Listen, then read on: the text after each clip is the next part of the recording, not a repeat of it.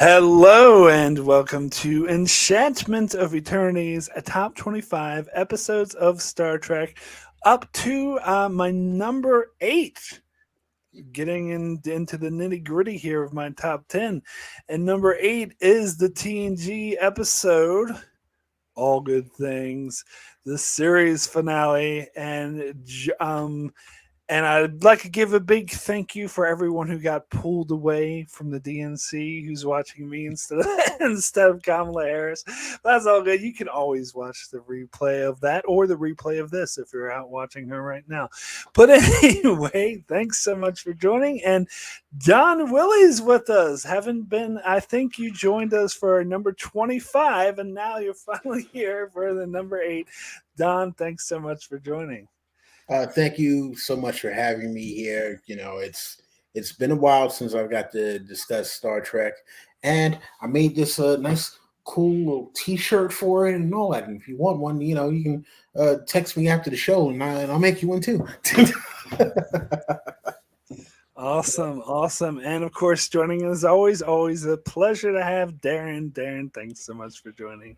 Oh yeah, very excited to dump into it, man. We'll get into it, but this was a fun one to go back and revisit. There's so much connected in with this, and this was such just a good episode, a good finale. This had so much. Really can't wait to dive into this more. All right, cool. So yeah, I mean, this is a pretty well loved episode. It's always been one of my favorite TNG episodes, and I've been on the record saying that this is one of the best series finales of all time of any show. And to be fair, like I did like a top 10 series finale not that long ago. Maybe I did one or two of them on my channel. And I've noticed when I look at all the series finales of all the shows, most shows don't handle their series finales well.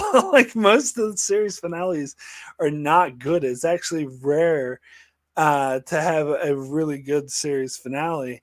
And in my opinion, this is my second favorite after Breaking Bad's finale, which I still love. I still think that's absolutely amazing. But still, second is really good, and it's one of the rare, like, really good series finales because it honors. I'm sorry. I have to take every opportunity I can to shit on Voyager series finale because I hate it so much and it was so terrible. And I could see that they were just trying to do what this one did and failing miserably. They didn't understand the formula. They thought, oh, let's just have time travel and have these future versions of our character. That's like all good things, right? Wrong. You have to have a good story, and most importantly, the big thing that the Voyager finale failed to do that this one did in spades is why it's one of the best series finales of all time is to honor the show that came before it, is to pay homage to the show, to have cameos from old characters, mention old characters, actually go back in time to the pilot episode, like is absolutely honors the whole show and honors what Star Trek is about. Like the ending speech that Q gives, which is on my poster behind me, it's just exemplifies what the entire show is all about.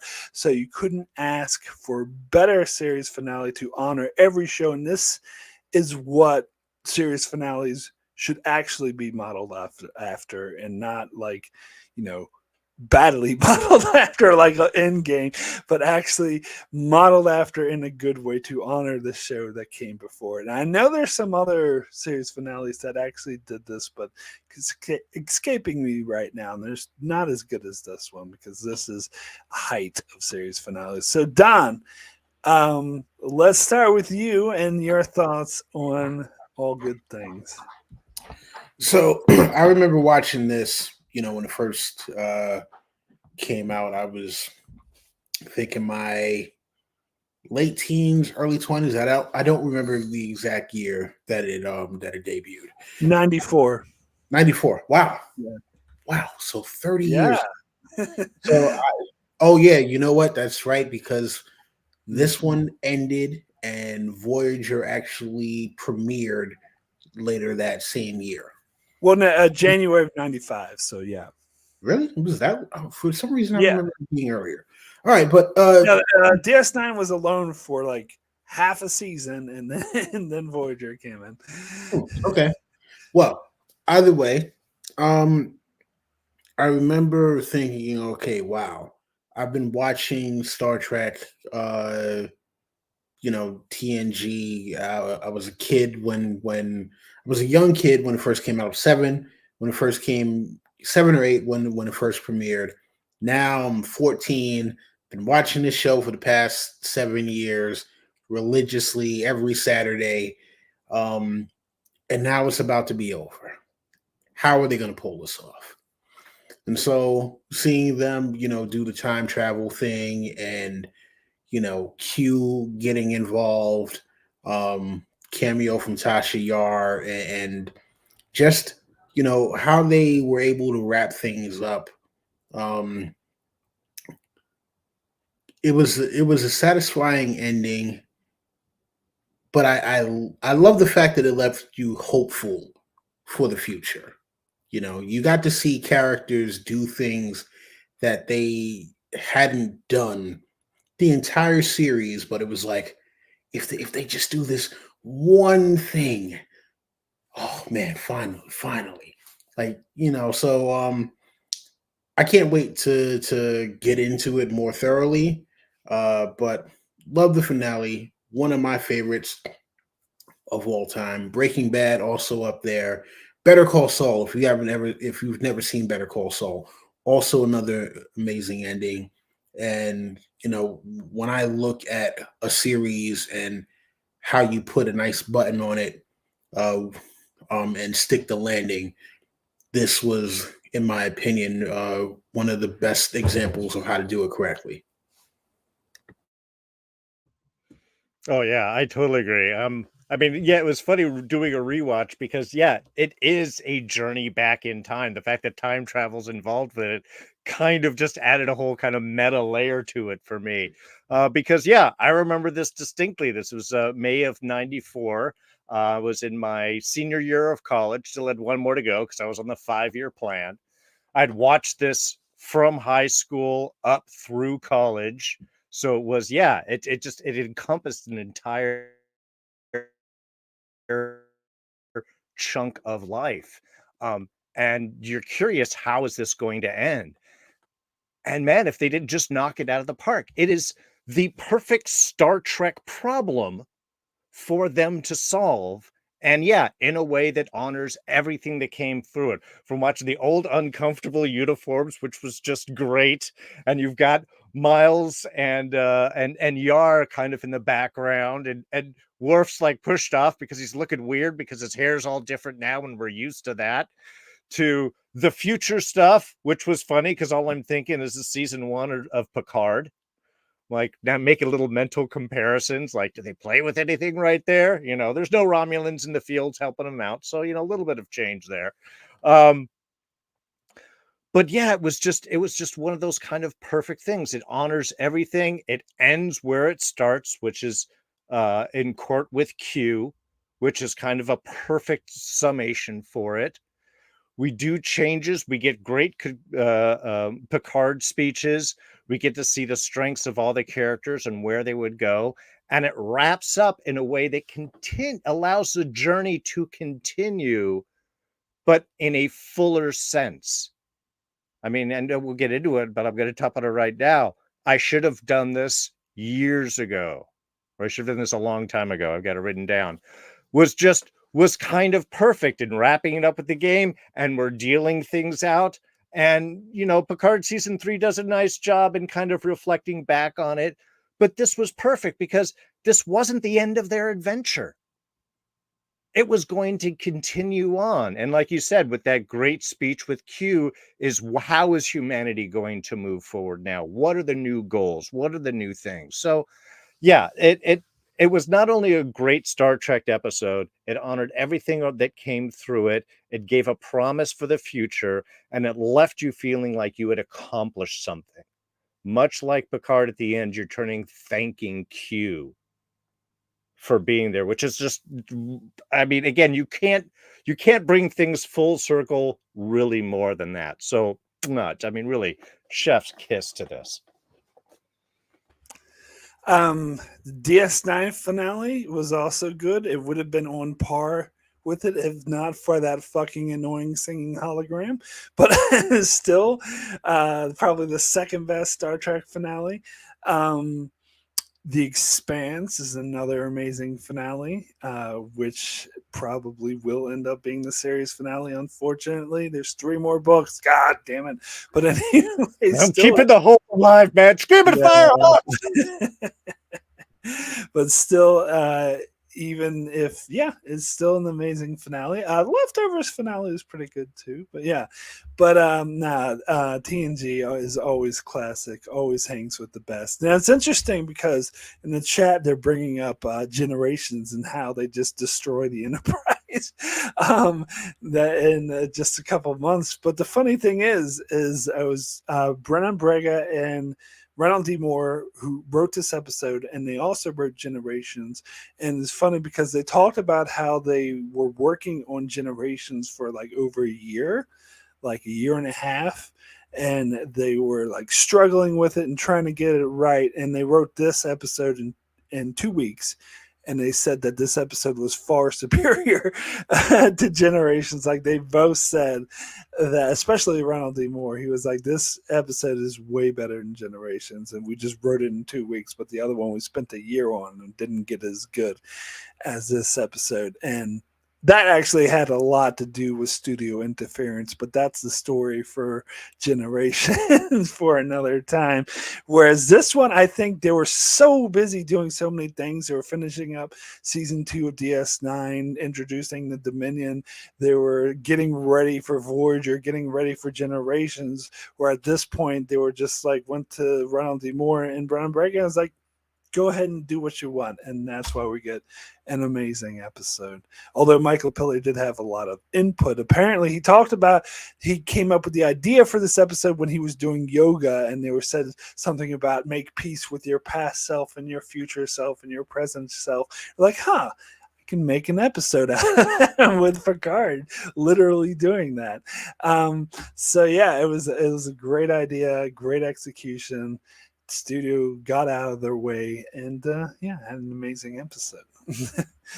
So cool, let's go ahead and jump into the specifics of the episode, and I want to get this out of the way because it is in the opening scene of the episode. Let's get my biggest complaint, the one biggest knock that I have against this episode is the Worf and Troy romance. That is not good. Now, to be fair, since I already brought up Endgame, it isn't anywhere near as terrible as the Chakotay 7 of 9 romance, which is easily the least chemistry, worst on-screen romance in fiction television ever.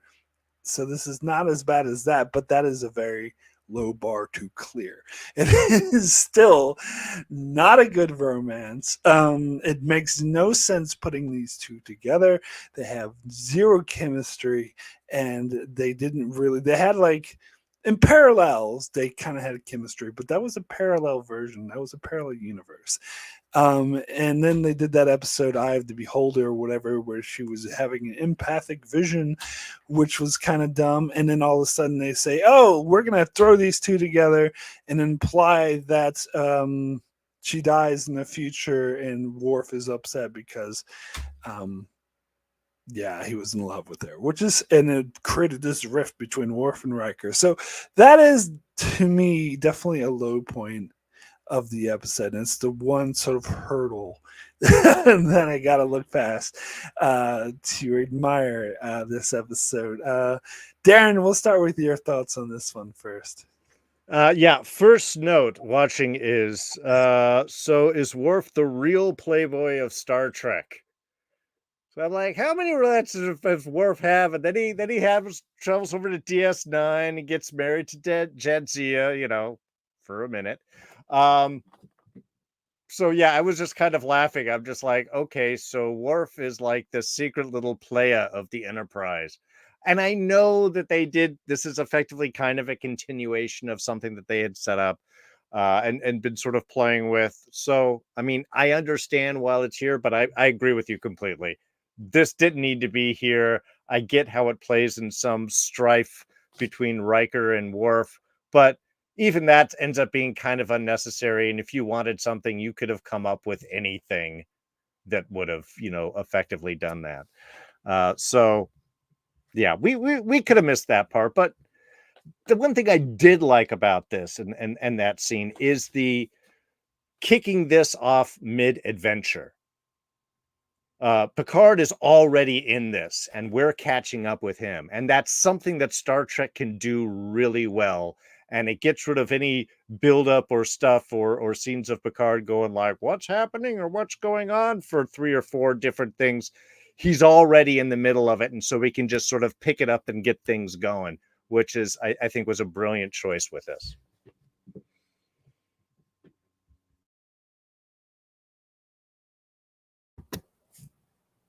Okay, I don't know if Lucky had some sense he wanted to put in there, but yeah, I'll agree.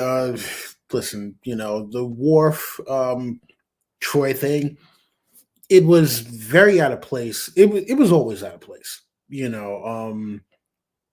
Worf is a way different person than it seems like Deanna would ever be attracted to. He has too much baggage from cultural identity crisis and just him always trying to live up to the Klingon warrior machismo spirit, and that's just not who Deanna is and or who she seems like she's ever been attracted to. So I never quite understood it. Just like they should have just left her and Riker together, because it's like you knew they belonged together for a while, and they even had a relationship previous to them both serving on the Enterprise. So never understood that at all. But aside from that, yeah, I say let's move along to the next point right there, and apparently, yeah, sorry, Mark, your cat has some thoughts about all this as well. Apparently, Yes, she does. I think her thoughts are anyway. So yeah, you know what? And I said this before in my channel, but hear me out. I know a lot of people are going to think this is crazy, but I think the person that they should have put Deanna Troi with, other than Riker, was Data. There was a few episodes where they're having this kind of connection, and I think she could like bring out the humanity side. And Data would be interesting contrast, having someone who's all about emotions being with someone who can't feel emotions. I don't know. I think And it opposite attracts kind of way. No, that's a legit point. That's a legit point.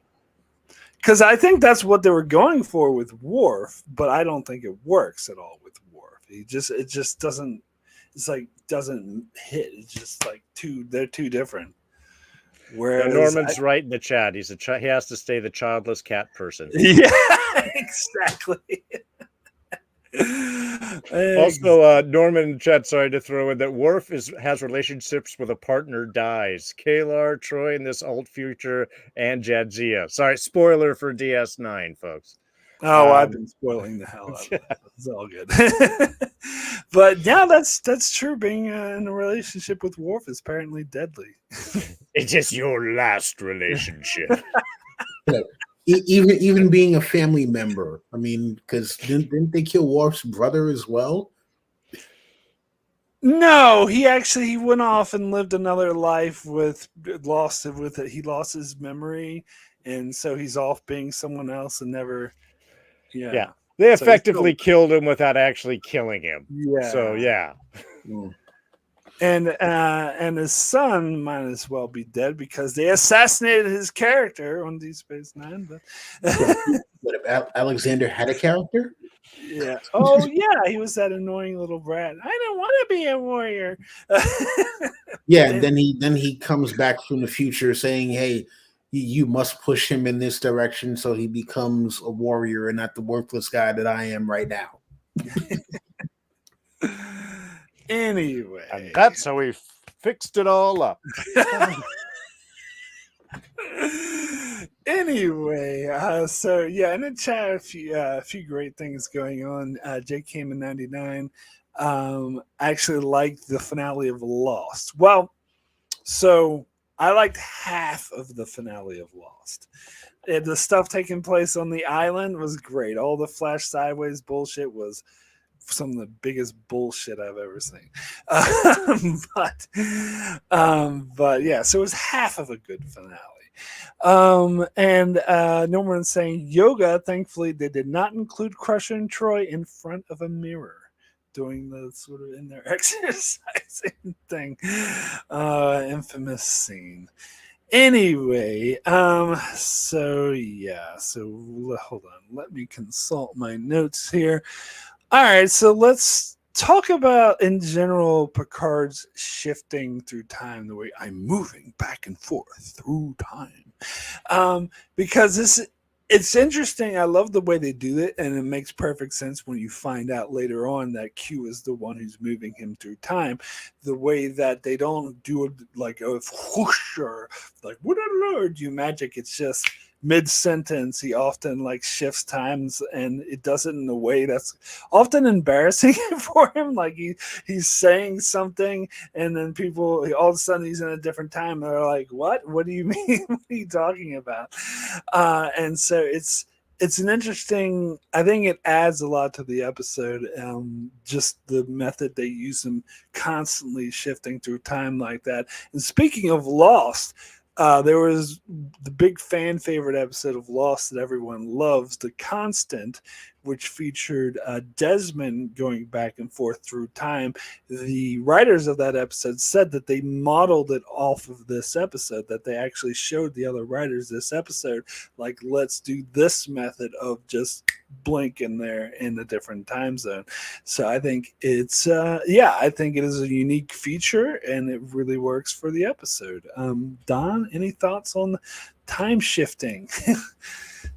I love the fact that, like you said, when you find out that it's Q, it makes sense because Q had been trying to teach Picard a lesson. He also tried to get him to see things from his perspective. He understands that human beings and most corporeal humanoid life forms have a very linear way of seeing things. And this was his kind of best guesstimate of how he could give him his omniscient perspective, where it's like, no, like it's not just this one thing. It's all together, and this is the best approximation I can do to show you how you can see it all at the same time. Um, so it's one of those things where, again, we talked about how this put a perfect button on everything because the the question, the answer, the problem, the solution all comes from the same place. And in order for Picard to understand how he was the problem and the solution at the same time, this was the only way that Q was able to do it, for Picard to be able to pick up on it in enough time to be able to actually fix the problem that he created. So it was just the thing of, I love the genius method that they use to kind of convey that. And yeah, at first, when I watched it originally as a kid, I was a little confused at first, and then it took you know, watching it as a rerun later on. I was like, okay, I get it now. This was Q's way of showing him that time isn't even like time, you know, they say time is linear. No, time isn't linear. Time isn't a flat circle. Time is more kind of like this amorphous being where everything is there all at once. And once I'm able to show you how this all fits together, then you're able to at least for a moment, because Q told him, it's like, yeah, I understand that, you know, your mind is nowhere near as infinite as mine is, but if even for the briefest moment you can see how it works, then, you know, then I know that you are ready for something bigger.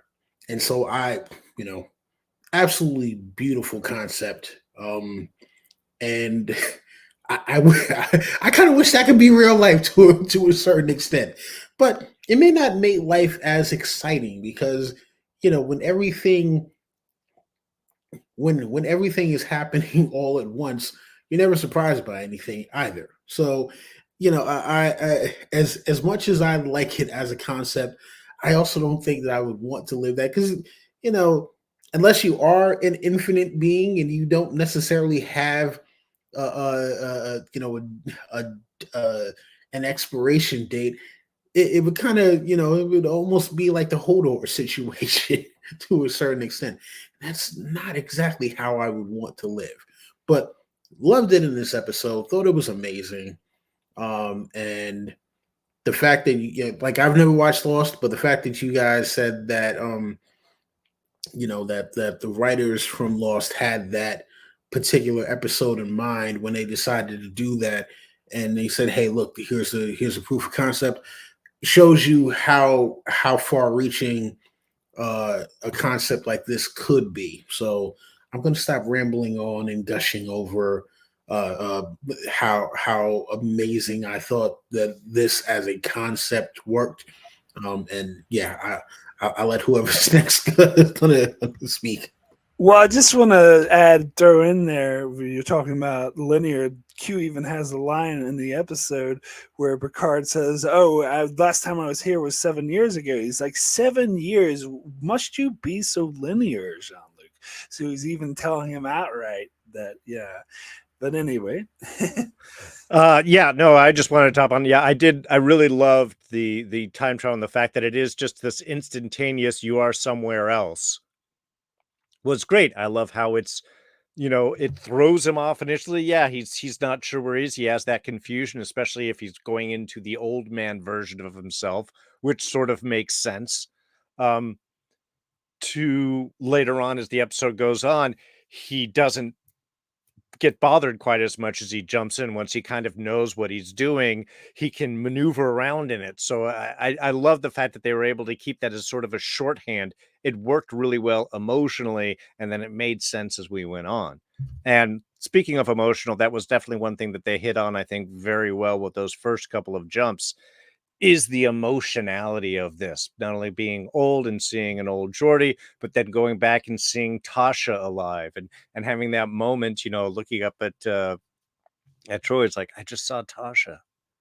I was just speaking with Tasha. You know, it's like it really, again, it gives you that weight at the beginning of the episode of what is going to carry forward, and how much everybody really does carry, and I think does an amazing job.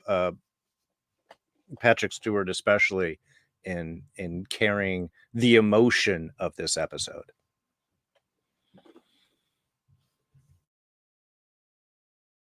Yeah, so yeah, let's I want to jump into the next thing. Something I love about this episode. I think overall the tone of it, for me anyway, it's always had this very sort of tense, like dark eeriness, like maybe like an underlining like tenseness, like all humanity is going to be wiped out kind of thing. What I think adds to that tone, and something I always loved about this episode, is the scenes where Picard has like visions of seeing like the people yelling, like the people from the post-apocalyptic thing from Encounter at Farpoint, just yelling, "Rah, rah!" And I love the way it's integrated into the episode, particularly when he's like an old man in the vineyard, and he's like, "They're laughing at me. Why are they laughing at me?" And so he comes off as fucking crazy.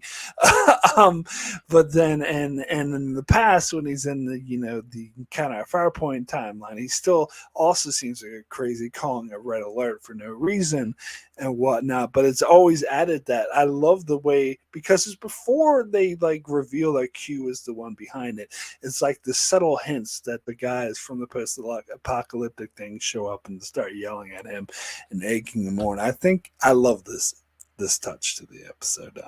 But anyway, Don, we'll start with you on this one. Yeah, so the integration of Q, the kind of peanut gallery thing, and them taking it back to the original trial and what Q told him he was putting them on trial for, and Picard kind of sitting there and just being like, I don't understand, this. Um, it's something that you know him being in this situation where he has obviously been there before in terms of, okay, yeah, I know this place, I know who these people are, but why are you here right now? Like, I'm not even involved in Starfleet anymore. I'm sitting, here in my vineyard trying to, prune over the grapes and make my wine, and I just want to, be the old guy, sitting in my rocking chair and doing whatever I need to do. Why is this coming? Why is this hitting me now? And then the shift to you know him being in the very first episode and calling that red alert, and it's like, Captain, what is that? I don't quite understand. Damn it, red alert. Okay, if I'm telling you red alert, it's for a reason. I'm your captain, and the crew's like, okay. I mean, he's captain. I got to do what he says, And then the way that they kind of slowly meld it all together to show you, like, you know, this isn't just a series of random events. Everything ties in together, and it's not even what is it's almost like what George Lucas talks about being poetry, and it rhymes, and things are cyclical, but it's not cyclical at the same time because it's all happening at the same time, but it's just the way that we are able to perceive it. This is um the best way that we as humans would be able to understand it in that moment. And until you're able to grasp the concept of this is all happening right now.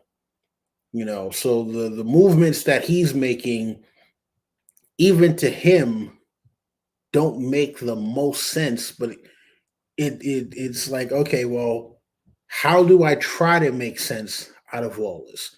What has my training taught me? And so here he is the consummate Starfleet officer trying to rely on the things that he's been trained for, a situation he couldn't possibly train for. And so I like that he, at the end, he was able to keep his wits about him, and the fact that he was he the fact that he was able to keep his wits about him and not be so rigid on, okay, no, this is what Starfleet manual says, and kind of, to a certain extent, uh be able to think about it in a way, okay, this is what I deal with when I deal with Q. Okay, now how do I make sense of this and bring it all together? and be able to navigate this in a way that gets me the outcome that I need. So that's the thing that I really, really loved about all of this. And just him trying to deal with his, you know, it obviously took him a while to get there, and then why wouldn't it? Because, think about it. It's like he's trying to remember things that didn't happen, but now they are happening, and they will happen. So they did happen. So yeah, it's again, the way that they laid this out, um had it had it been in the hands of lesser storytellers, and people who just wanted to go for shock value or whatever, and not necessarily say, well, how do we do this in a way where, yes, it's an unfolding mystery, but once the mystery starts to unfold and snowballs, it'll really pull you in and have you engaged with it. It could have easily fell apart, but Picard was the anchor to all this. So I think once they figured out, okay, how do we get Picard to navigate all of this and bring us along for the ride, to where, yeah, Picard is confused, but the confusion starts to lessen once he realizes how all of these pieces fit together. Then at that point, once he gets the knowledge of how things are supposed to work, then we get it, and it draws you into the story more. And I absolutely love that. I'm sorry, I'm just rambling on and gushing over it. No, that's all. It's all fun stuff. That's the great thing, and they do that all so well. For me, I was just the only thing that I would want to add is that I do love the fact that using the post-apocalyptic kind of like crowd there to slowly jump up. One, it's perfect because it starts when he's old, so you don't know if he's crazy or not, and their dress seems to kind of fit in that time period with what he's wearing and everyone else, so it doesn't look quite out of place. But even more so, I think it's the familiarity that we as the audience have is we get to be kind of like with Picard there. It was the one thing that I thought now, because it's been so long since I watched it. It was like, oh, wait, these are those guys, right? No, I've seen these guys before. Which is, and then it pops back up. You're seeing again. You're like, oh yeah, no, this is important, and you're accessing your own mind. You're doing what Picard is doing in the episode, trying to remember who that is. Depending how long it's been since you've seen one of the, Q Court episodes. At this point, I think it's probably been several seasons since they had it. Because I know they had it in the first season, but I think it popped up once or twice later on. But No, it didn't regardless, pop up again. it doesn't know. It's just there. We'll Yeah, see. And that's yeah. even better. So this is something from 7 years ago, as the audience were like, these guys are familiar. They're from something. Where are they from? So we're with Picard in those couple of moments in a way. And I think that was really a great choice, because I think that they knew that they would catch that with at least some of the audience, to be able to get those moments. Absolutely.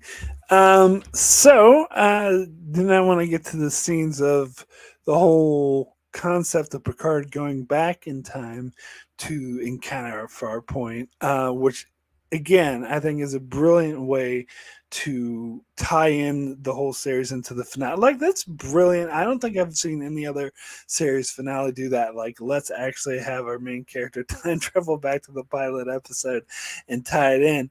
And I think it's more than just a gimmick, though, because I think it does, like, actually seeing Picard live in those old funky uniforms. And, some things about it aesthetically don't work as well. For example, like Worf and Troy, they look like they have their makeup is similar to seventh season of TNG. They don't look like they did in the first season, but that's like, there's nothing you can do about it. So I love that they just like moved on. Like, hey, we're not going to be able to address that, so let's just move on. They took advantage of the fact that Kalmini was in the pilot. He was not O'Brien. He was just a random con person, but they were like, let's just say he was O'Brien. and they even in the pilot they had the con and the ops position, Data's position was swapped, so they even stayed true to that and had Data on the wrong side and the con on the wrong side to match what the original encounter 5.2. And of course Tasha Yar is back, and I love how they do kind of draw attention to that, to the fact where when Picard first meets her, he's kind of, oh shit, you can tell he's sort of taken aback by it, and he's like, you remind me of someone that I know. And then when he comes back to the present, he was like, Tasha, I was just with Tasha, like it was a big thing. But other than that, they don't like make a big deal out of that. Like they don't make a huge deal. Like, look, it's Tasha Yar. She just has a normal role to play as the security chief, and I think that really works. And I love that time when he told Worf to do a security alert, and she's like, "Wait a second, I'm the security chief." He's like, "Yeah, oh yeah, of course," because he's so used to Worf being the security chief. But yeah, I think that having that, and of course, Data is actually acting like first season Data, and I love that touch, the way he talks about igniting the midnight petroleum, which is that kind of thing that he doesn't really. He's kind of grew beyond that in season 7. I love how they're able to play with that and revert him to the character he was. So I think it's great nostalgia and it's great callbacks, but it also really works for the story as well. It's also in the theme of Picard having to make peace with his past self. Now I think the whole thing about I can't tell them about any future or whatever because that would mess up the timeline. I don't know about that, if that makes actually any sense, because he's established in the present that what he does in the past doesn't actually affect the present that he's in, because Troy in the present doesn't remember him calling for a red alert. But whatever, fine. I think it's still amazing and works for the story. Anyway, Darren, we'll start with you on this one. Yeah, no, I thought that was they made a lot of good choices. I do love seeing old Data, and it gives a nice, it does a really good job, which plays into his big speech later on, I think very well, is the fact that he knows everybody. They don't know him, but he knows everybody. So there's kind of that comfort, like, I know what I can expect from all of you, and I know what you are all capable of. And it allows them to hit those kind of emotional moments where we're looking back at the characters or the confusions or whatever, if we're calling for Worf to do the security thing and not Tasha. And she's like, unless you're planning on making changes, sir. It's like, no, calm down. Just old habits. I think that it works really well because he is so focused on what he needs to do. They don't have to waste time with any kind of like messing with the crew. They just go, it's okay if you don't know me, I know all you, and as long as you do your job, we're going to be fine. And that pays off again later on when he gets to do his big speech, which you can't have an episode without a Picard speech somewhere in it. But yeah, I did love the feeling that they established for the back, because it really does feel like Farpoint. To the point where later on, when they have to use the old shot of Riker, because they're not going to have him shave his beard just for one insert shot over the comm, which I thought was a nice little touch later on. But yeah, I really do love what they did with all of the time pieces, with all the time periods, and even using, in a way, kind of like different groups in each time period for what was needed. So that was kind of cool too. So I got to point out in the chat, Norman Buchwald mentions no Zorn. No, yeah, how dare they not have Groppler Zorn? We got to have Groppler Zorn. Enterprise, help us, please. Anyway. Nah, Zorn got exactly what the hell he deserved. Listen, for one, we got to give a shout out for, and I'm blanking unfortunately on the actress's name, Tasha Yar, Denise Crosby. Yes, so got to give a shout out to her, because it brings me back to the finale of Deep Space Nine, where Terry Farrell didn't want to return for a cameo as Jadzia Dax. And so, no Natasha, no Natasha Yar.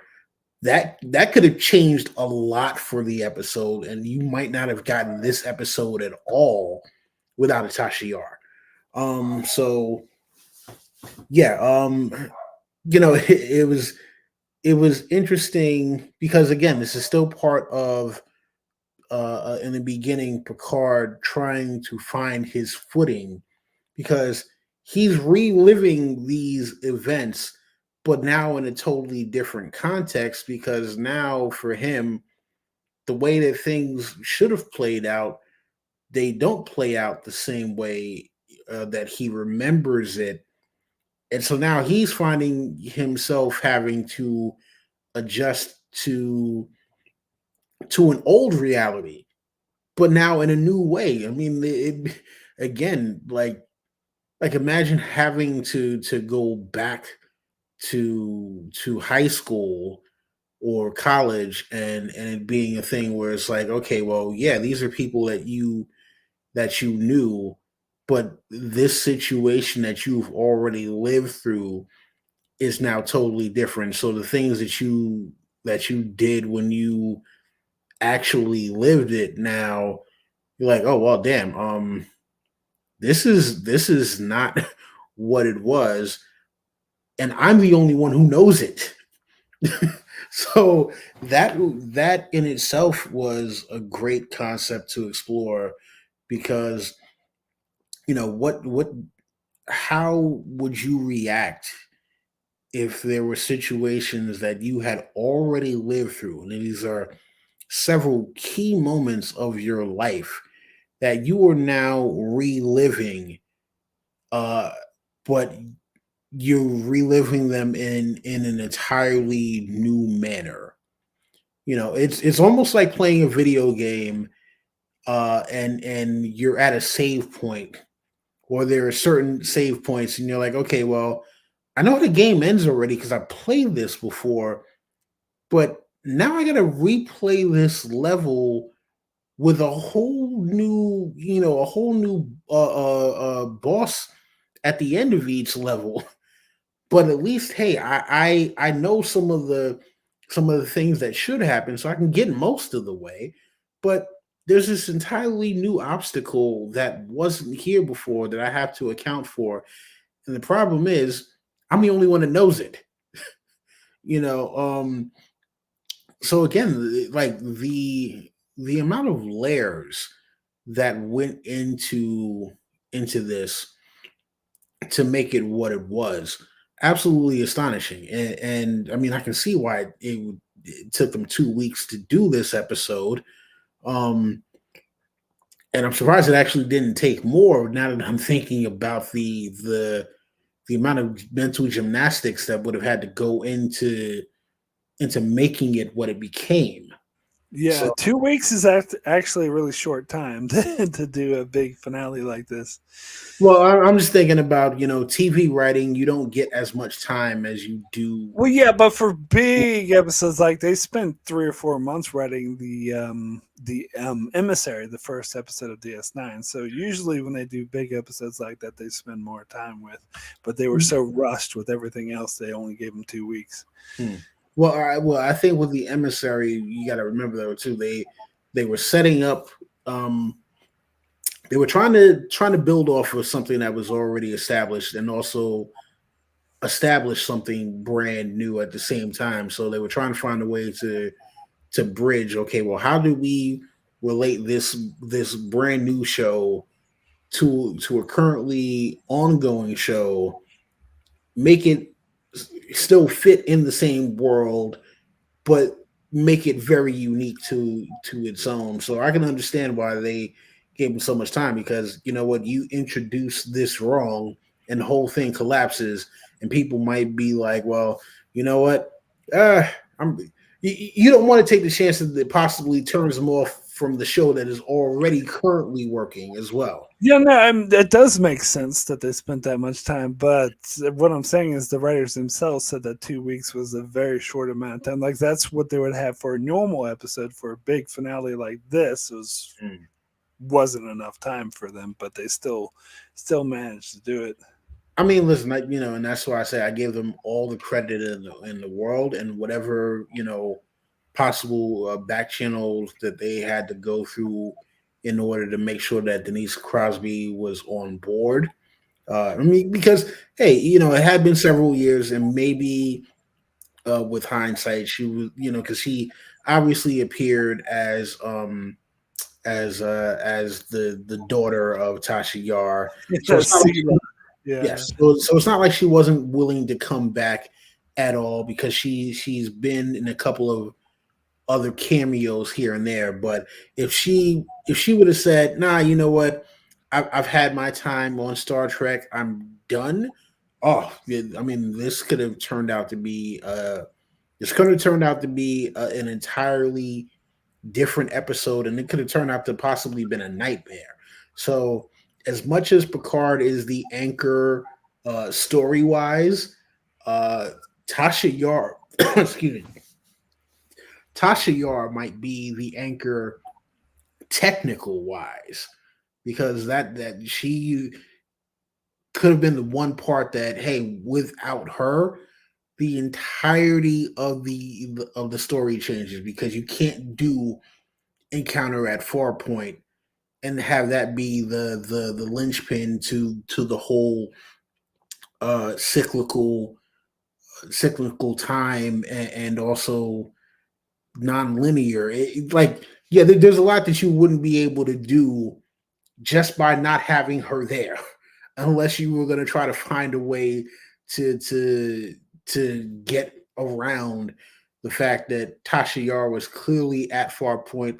She clearly was the chief of security, and it was like, oh yeah, we were just gonna skip past that and find a way to not include. So it might sound like I'm kowtowing a little bit too much or caping a little bit too much for the Tasha Yar character, but I am just recognizing like, hey, there are a lot of things that don't work by pulling this one specific character out that hadn't been around for almost the entirety of the series at that point. So yeah. Yeah, I agree. Like, had they not gotten Denise Crosby, then they probably would have had to come up with a different idea because they couldn't have done Encounter at Farpoint without Tasha Yar. It would have been too much of a big thing. But as far as Terry Farrell and DS9 goes, I understand why she wouldn't want to return because Rick Berman was treating her like shit. But anyway, that's Rick Berman. Anyway, Berman. exactly. Anyway, so yeah, I'll talk about Picard in future timeline. Picard in his vineyard, doing grapes, and I'm sorry, I gotta bring up Picard season 1 and Picard season 3. Uh, it's interesting comparing them because whether we like it or not, the show Picard is canon, and so this possible future obviously didn't come to pass. And it's interesting comparing it to the future that actually did come to pass, and some ways the show Picard did try to stay true to this vision. Like they still had Picard in the vineyard. Of course, as I think Darrin mentioned earlier, we don't see any Romulans working in the vineyard, but they did mostly try to stay true to it. When Geordi names his kids, that's the same names that they gave LaForge's daughters in Picard season 3. Although there was no mention of the son Brett, which was mentioned in this episode. We don't know if he exists in Picard season 3, but the daughters had the same names that he mentioned here. And of course, a lot of other things are different, like Data's not alive, he's dead, but Troy is still alive. As someone in the chat was saying that maybe Troy, in this alternate timeline, Troy sacrificed herself and blew up the scimitar and not Data, which is nice headcanon. But and of course, Worf is not. He's like in like Starfleet intelligence or whatever. We're here. He's a Klingon governor. I actually didn't really like him being a Klingon governor. That I don't know. It just didn't seem to fit in this character that he would just join the Klingon, especially the Klingon Empire is having bad relations with the Federation. I actually didn't like that aspect of it. And it seems so. This is the beginning of, for some reason, they kept wanting to destroy the Romulans. Like they had these alternate futures, and the Romulans were always like in this one, they were conquered by the Klingons, and they kept wanting to destroy them until eventually in Star Trek 2009, they just had their star go supernova and wipe out their empire, and then they became refugees in Picard. So I don't know. It's kind of started here with them saying, "Oh yeah, the Romulans were wiped out." So I don't know why they kept wanting to go that way. You I know what? thought, Somebody on the writing staff hated ancient Rome, and so anything that could possibly remind me was like the Romulans. You know how badly I hated anything having to do with Caesar. I've got a whole alien race filled with nothing but Caesar haircuts. Their names are the Romulans. They have a whole slave class called the Remans. No, I want them gone. Gone, I tell you. yeah, No, kind see, I don't think that's petty enough. I think it's more like one of the writer's ex-girlfriends loved the Romulans. And it was a bad breakup, and he was like, I'm just going to wipe them out. Ha! So that is the pettiness that we would find. And maybe she was named Romulan. Romulus, that's right. Oh, and by the way, just as a side note, I know it's irrelevant, but the movie Alien Romulus, I just saw it, and it's false advertising. There are no Romulans in it. It's bullshit. I want my money back. I protest. Where are the Romulans? God damn it. Anyway. Anyway, now, Darren, we'll get your thoughts on the whole future timeline.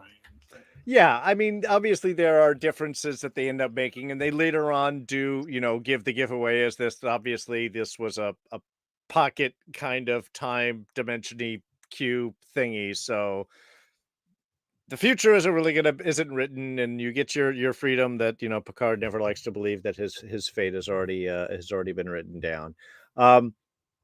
Yeah, I agree with the Worf thing, especially like afterwards, and they just had him like slumping in the back of 10 forward, like, man, I don't want to be around anyone. You just gotta tell me what I'm gonna do. Until finally someone just says hi, pays me a little attention. And yeah, it doesn't feel like the same way, especially what they end up doing with his character through DS9 and such later on. And yeah, I like him more of what they ended up having him as Picard makes a little bit more sense just for character. But you also just have to kind of do a projection forward. I do like the fact that he and Beverly did get married and then, of course, split up. So that was kind of a cool little bit, and their little back and forth, and he's like trying to order around on her ship, and she's like, "Come here, don't talk like that to my crew. The hell's wrong with you? You never accept that on your ship." Yeah, you're right. I'm sorry. I mean, they really they play very well with those matured kind of relationships, and I think that that's something that they did, even with Geordi and what we get to play with Data. Yeah, Data would be someone who would put gray in his hair because he thinks at a point he should look more distinguished. He had a beard, so if he stroked it thusly, he would seem more contemplative. That's just a thing that Data would do. And the fact that his place is just filled with cats, I think was I was didn't hilarious. notice that. Oh yeah, there's cats all over the Cambridge house. Right.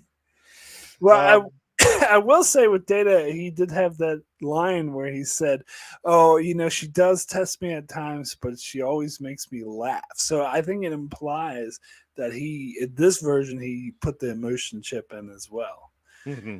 Even though he doesn't come off as over the top emotional, you get the feeling that he's got a little bit. He's earned a little bit.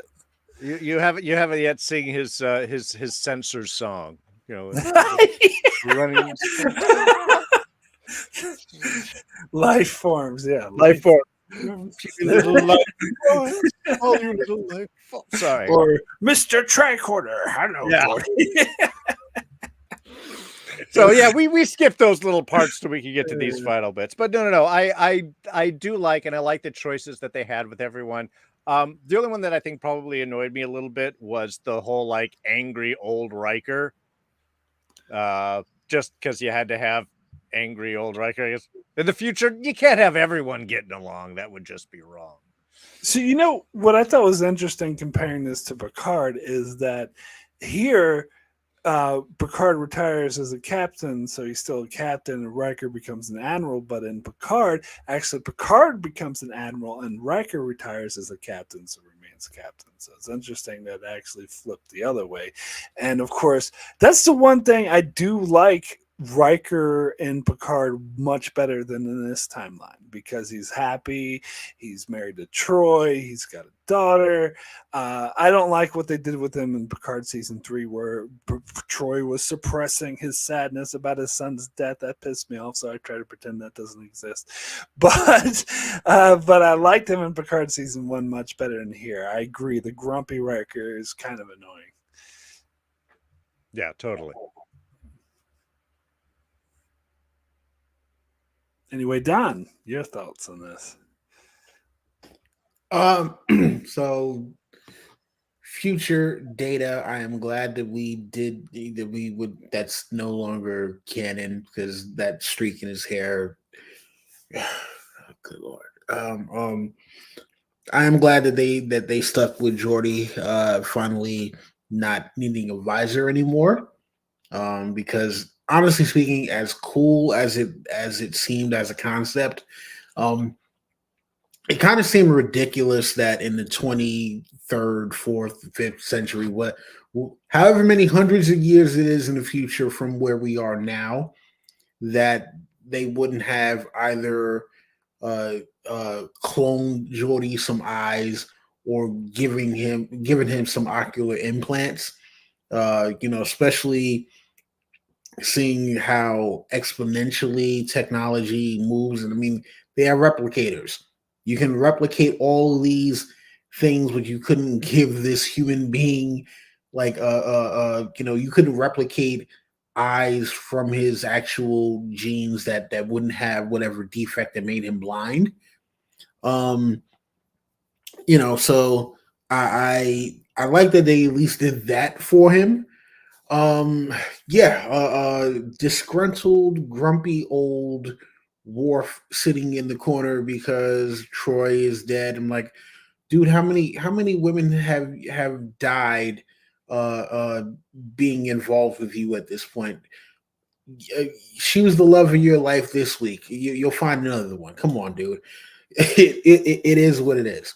But also Riker being upset with Worf for all these years because he died again. Riker was a bit of a playboy himself. You know what? Take your leave to Risa. You'll get another woman that you'll fall in love with, or whatever happened to the non-binary alien that he fell in love with in that one episode. Go explore that. It's the 20-something century. Saint this ain't 2024 where you might still get judged for that. So it just as those character defects seem to be a little out of place, but I think that they serve the story just because it's the nature of the story to have conflict and resolution. So you needed that conflict that the two of them were going through, but they finally put that aside for the greater good, because their captain, no matter what, is still their captain.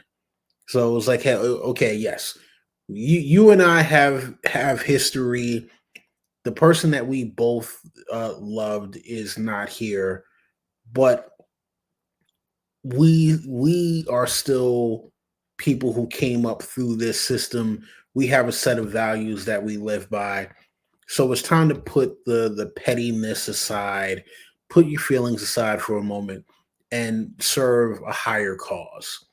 So, again, conflict and resolution are key story elements. So while I didn't like the reasoning behind the conflict, I understood that there had to be some sort of conflict because, again, this is years and years in the future. You're always going to have points at which people who once worked closely together and may have become friends to a certain extent start to drift away. Some people for valid reasons, some people for reasons that is kind of like, come, like, really, you're mad at this other person because of this.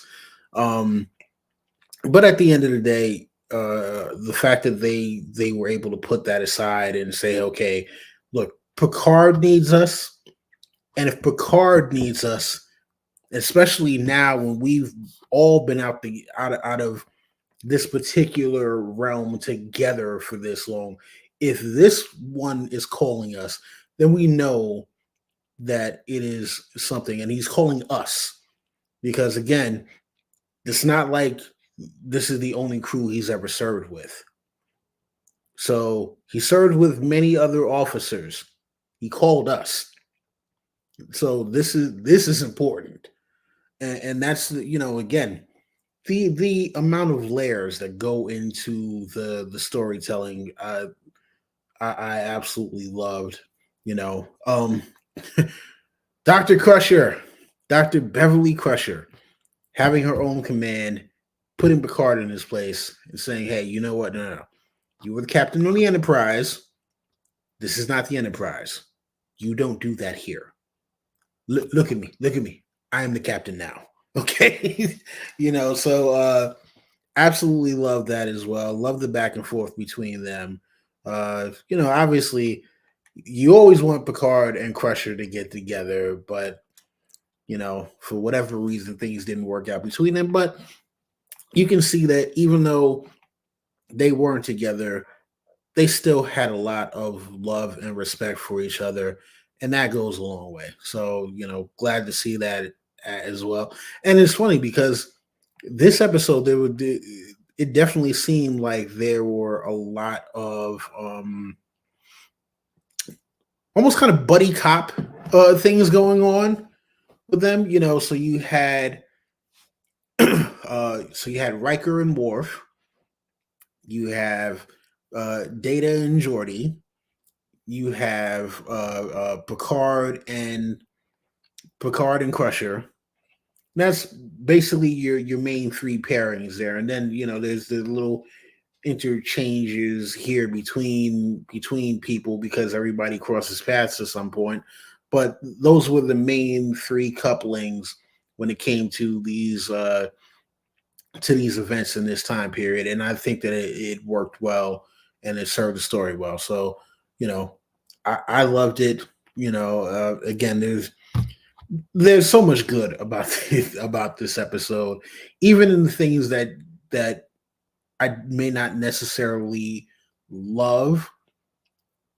Thinking about it, it's like, no, but this still served a purpose, and I like the fact that it makes us ask some of these deeper questions or look into it deeper to see where they were trying to go with it. Yeah, so it's interesting. I think the Picard and Beverly thing is very interesting because they kind of teased them getting together in season one. And it was something that Roddenberry sort of had written into the show. But then, of course, Maurice Hurley hated Gates McFadden and fired her for season two. But then Maurice Hurley left, so they promptly brought her back in season three. But one of the things she was complaining about, she's like, I thought Beverly and Picard were going to be an item, but apparently they moved beyond that when she got back, and they kind of forgot about it. They teased it every once in a while. They had Picard's clone in in that one episode make out with Beverly, and they had this one episode when their minds were connected in season 7. But for the most part, they never really followed up on it. And then in this episode, they actually had them kiss in the present timeline. And then in the future, we find out they've been married and gotten divorced. And I love that. And Ronald D. Moore was just talking about how he had freedom to do stuff like that in this future because, hey, it's a possible future. So let's say that they were married and then got divorced. And that kind of opened the gates for what they did with, no pun intended, what they did with Crusher and Picard in Picard season 3, where instead of them getting married, they went off and had an affair and had a child that Picard didn't know about. Spoilers for that show, but it's not very good. Yeah, and explain to me how Gates McFadden looks better in Picard season 3, actually older than makeup older Crusher back in the show. I'm just actually, I can't explain that to you. Plastic surgery. She's definitely had some. I'm sorry to say. Well, listen, honestly speaking, look, there are some people were just ageless. I mean, like, have you seen Jennifer Lopez? She is 54 years old, and I saw a picture of her yesterday that one of my coworkers showed me, and I was just like, wait, I'm sorry, she's no, there's no way that is a present picture of Jennifer Lopez. So could be. It could be plastic surgery, but hey, some people's genes are just that good. Hey, I think we'll bring it back to Shield. Ming-Na Wen looks amazing, and she's like in her upper 50s, and so yeah. But I mean, Gates McFadden looks good, but I think you can tell. I think she looks a little bit. You can tell that she had surgery done. But the one actress I would point out to, not only did I think she kept her look, I think she looks hotter now in her 50s than when she did, she's in her 50s than when she did when she was younger, was Nicole DeBoyer, who played Ezri Dax on DS9. Have you seen her recently? Like, I think she looks even better now than she did back as Ezri. Right on. But that is just me. Anyway, now we're talking about hot older women. But let's get back to this episode. So, Tomalak has a cameo in this episode, and I absolutely love this. I know it's not a big thing, but I definitely have to point it out. I was a huge fan because he was played by a really good actor who went on to do Babylon 5, did a good job there. Anthony, I can't pronounce his last name. Andreas Katsulas. Yes. Thank you, Darrin. I would have never gotten there. But yes, he... so he was in 2 episodes in season 3 that were like back to back, aired almost back to back, and were like 3 episodes apart. And I love those episodes. The Enemy and the Defectors, an amazing episode. And he was such a great villain. And they absolutely should have brought him back as a reoccurring villain. And then he appeared one more time in the Future Imperfect, which wasn't really Tom and Locke because it was just some simulation of a fake future. But apparently the actor, this doesn't make sense considering he would go on to do Babylon 5 and have the heavy makeup, but apparently he said that he hated doing Future Imperfect because he didn't like having to walk around with the makeup, whereas in the other episodes he was just a face on the screen, and so that's why they didn't bring him back anymore, which sucked because he would have been such a great reoccurring villain. But it was great that they brought him back, and of course he's a face on the screen, which is probably why the actor agreed to do it. But it's great, even if it's just a brief cameo. It was so fitting for the finale. Again, you're making callbacks to earlier season. We hadn't seen him since season 4, and he was mainly a season 3 guy. And I love the way he just in this one brief scene, it's like, how long are we gonna stare at each other across the neutral zone? It was just such a good performance. And then they had a few other callbacks. They actually had Admiral Nakamura, who was first seen in The Measure of a Man all the way back in season 2. He was kind of a bit of a foil. If you've seen the extended version of Measure of Man, it shows him even more, and he's a bit of an asshole, kind of trying to steal Data away. But he also made like a brief appearance cameo earlier in season 7. But still, it's great that they brought him back. And then they mentioned in the scene where Picard is taking command of the Enterprise back in Encounter at Farpoint times, he says, by order of Admiral Satie, which is a nice little brief sort of Easter egg. Admiral Satie was from the episode The Drumhead, who was doing those witch hunt trials to try to out, Drumhead. Great episode. So anyway, she's the one that ordered Picard. So I love those little Easter eggs, those little callbacks, those little cameos. So great. But anyway, Darren, get your thoughts on it.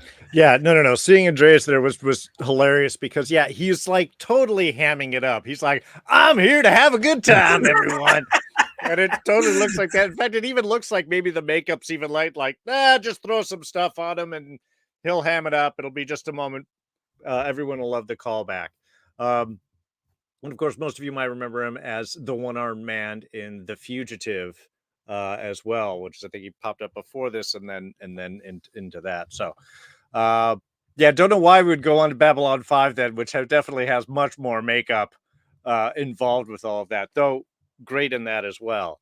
No, I love those. I love the little Easter eggs. I love those little nods. There was one, and we actually see it when Picard first goes and sees Beverly in the modern day, the now timeline, is seeing Patty Yasutake, who plays Nurse Alyssa in this, which was kind of a harder hit because she just passed away like 2 weeks ago. It's very sad. And there was a lot of great remembrances and stuff popping up on my timeline and everything. Well, Alyssa Ogawa wasn't, and also it wasn't just a cameo because they mentioned that the anti-time anomaly killed, she had a miscarriage because she had a miscarriage, because everything is reverting backwards. So I mean, she kind of gets like a hit to doing this, but it's one of those like an early character that became reoccurring and then an established nurse, which is that happens with a lot of Cole Meany, one of those others of just like the guy in the background that then suddenly gets to be chief and gets his whole thing and then moves off to DS9 and all. So I was going to say, if you've seen the Netflix show that came out last year, Beef, she was in that. She had a good role in that. So if you haven't seen that, I'd recommend that. I tried Beef and I've seen too many people like that. It was, oh yeah, true. I couldn't get that. It got slow towards the middle, but I loved the ending. I thought it got really good. Mm-hmm. Well, I mean, again, great cast and so on. It was just one of those shows where I'm like, I don't. There are no likable characters, and some people. I don't need to take this ride. But that was just kind of again, as we're doing flashbacks watching, then of course we have somebody else. So it's like, oh, I remember this actor who just passed away after all stupid passage of time. Q, go fix that. But that's my only thing. But I do love all the little stuff. And again, that's just one of the fun things you can do with a properly written finale is you can have these little nods and things and cameos and such. It doesn't have to be a lot, but it's just enough for the people that have stuck around to go, and that's all we want. Honestly speaking, what's one cameo that I thought about that was missing from this? Professor Moriarty. I mean, even though, obviously, holodeck episodes, but those were still some of the most classic ones, and they again help to question what their perception of what life was, what it meant to be alive, what it meant for a being to have sentience and exist on its own terms. So that to me is the one cameo that was missing from all of this, because a lot of this was existential questions of being, what is sentience, what is thought. So that is the one thing for me that was missing that I wish they would have had was Professor Moriarty. Well, so with me, I'm just I don't know how they would be able to fit him in without it being too distracting, because he's such. I think you would need to devote like a lot of time to explain his inclusion. Whereas a character like Tomalak, you could just throw in there and be like, "Oh, Tomalak." Where I think if you did that to Moriarty, it wouldn't really, especially knowing that he's in his own reality now. Like, I don't know if it would do the you could do it in just a brief little scene like that. Where and someone in the chat's mentioning that his cameo in Picard season 3 was not well liked, and that they just kind of brought him up. Look, it's Moriarty, and then disappears.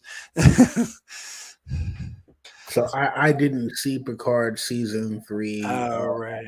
We're probably spoiling the hell out of that. I mean, listen, it is what it is. You know what? I'll go have some drinks and forget about it, and watch it with fresh eyes as much as I possibly can. Look, it's just Picard's an amazing show, and the fact that they only have 2 seasons and they're both odd numbers. For some reason, they didn't even bother with a season 2, which is. It's unusual, but it's like the opposite of the movies. The old Star Trek movies. Hey, I am totally against that myth. That's a myth. Star Trek 3 is one of the best movies ever. I'll fight anyone on that. Yes, but Star Trek 5 is not. True. Very, very true. I don't care what you say. Kirk asked the one of the biggest existential questions of all time. What does God need with a starship? Excuse me. What does God need with a starship? No, to see, Darrin, I was thinking of Picard season 2 because they ruined Q, because this would have been the last time he appeared in Voyager a couple times, so fuck that. But at least the last time with Jean-Luc Picard had interactions with Q, and this was a perfect way to end it, but instead they had to bring him back where he's at the start, he's like, "This is a penance, I hate you, blah, blah." And all of a sudden he's like, "Oh, I just wanted a hug, give me a hug, Jean-Luc," which is like the worst thing you possibly do. I don't know. You remember some alternate timeline I'm not a part of, so I don't even know. I wish I could have that wiped from my memory. Because seriously, I stopped watching Picard with 3 episodes in of season 2, and I was like, something? Good. I'm out. I'm good. Very I'm smart. done. You are very smart, Darrin. And Don, if you haven't seen it, do not waste your time with it. I think I got halfway through episode 1. Literally, episode 1 was the best episode of the season. It gets so much worse. I mean, look, I'm gonna tell you like this: the only things that I actually remember from season 2 is that Geordi has a daughter who's in Starfleet, and Q shows up with a CGI face, and they're just like, "Oh, hey, well, you've gotten older. I'm going to get older too." Oh, right. They mentioned Geordi in season 2 of Picard. I didn't remember that. I could have sworn they had they had his daughter. He was in season 3 of Picard. No, but I don't think they showed him. Oh, they mentioned him. Oh, I don't remember. Right, they mentioned him, but his daughter was there, and it was like, "Oh yeah, my dad talked about serving with you or something." No, that was season 3. That was at the start. So then that was a clip that I saw online. Yeah. But anyway, where were we? Got distracted talking about Picard. Yeah, so dangerous childlike race. Yes, actually, that's what I was going to talk about. And they encounter Q finally with the scene that I I love that it's because Picard is dude. They want to go to the neutral zone, and Picard's like, no, no, no, no. We gotta go to Farpoint. We gotta have things play out the way that they played out before.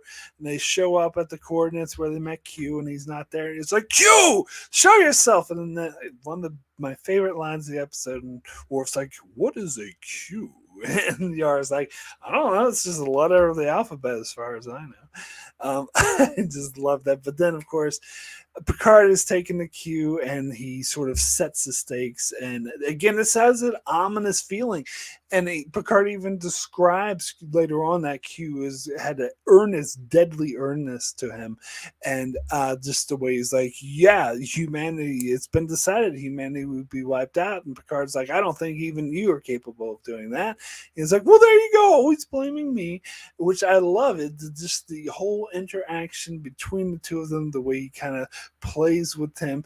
But really, as we find out at the end of the episode, that this is sort of Q's time is the one making Picard time travel, and it's his time traveling that causes the anomaly. So basically, Q is putting humanity at risk, but he's doing it for a purpose, and he's trying to give Picard helpful hints throughout. I just think, yeah, the whole line that he had, one of my favorite lines, that I think is so ominous, when Q tells Picard that you kill humanity. You did it before, you're doing it now, and you'll do it yet again. And he's like, what the hell are you talking about? What kind of meaningless double talk is this? And he's like, he doesn't understand. Which I love. It's so ominous. I think it's a really dark sense to the episode. Anyway, Don, your thoughts on this scene? I mean, well, again, this plays into the Q trying to get Picard to understand on a higher level how things actually operate in the universe. And so, unfortunately, Q does it by mocking Picard. Um, but he's trying to get him to understand a concept, because he feels as though if any one human being can get it, especially after the trials that he has put him through, he's like, you know what, Picard can get it. I just got to point him in the right direction, give him a little nudge, and he'll get it. But he's when Q is wanting him to get it, in that instant, it's like, oh, come on, man.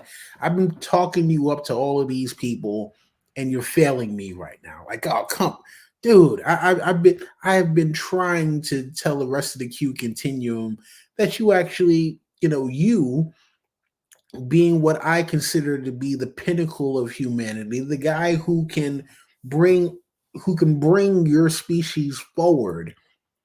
You're failing me right now. I'm like, come on. He doesn't understand. Oh, damn it, Picard. And I think that's what it is more than anything, is like Q understands that there is a potential, and what their mission has been, what humanity's mission has been, is to reach that furthest potential. But it's like, Q is almost flabbergasted at the fact that it's like, I'm giving you everything here. Like, I can't walk you through, I can't like literally walk you through the answer, because that defeats the purpose. The purpose is that I'm showing you this so that you can, kind of understand that your consequences, your actions always have consequences, and they have consequences that reverberate through time. So even if you think, well, no, I do this now and it happens later, it's like, no, you do this now, but it happened before, and it happens again, and it continues and continues and continues. And I'm trying to get you to see that looking forward is also looking back at the same time, but it's also like looking nowhere. It's almost like looking into a black abyss. Like, I don't know if you ever seen, like, there's this black paint that is so black that you stand in the middle of it and you look like you're standing in space. It's essentially like that. Like, oh, okay, well, here I am, trying to show you, like, this isn't as complicated as you think it is, but it's more complicated than you could possibly imagine at the same time. But if you can merge the two concepts together, then you can be the thing that I think you can be.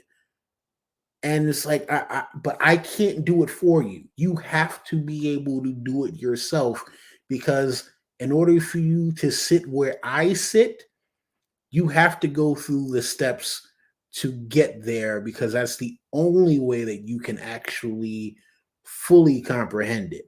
And so every time that Picard doesn't get it, it's like, oh, come on, man. I told everybody that you were the guy. And you're failing me right now. Oh, good grief. You know what? You see what happens when you give them too much credit.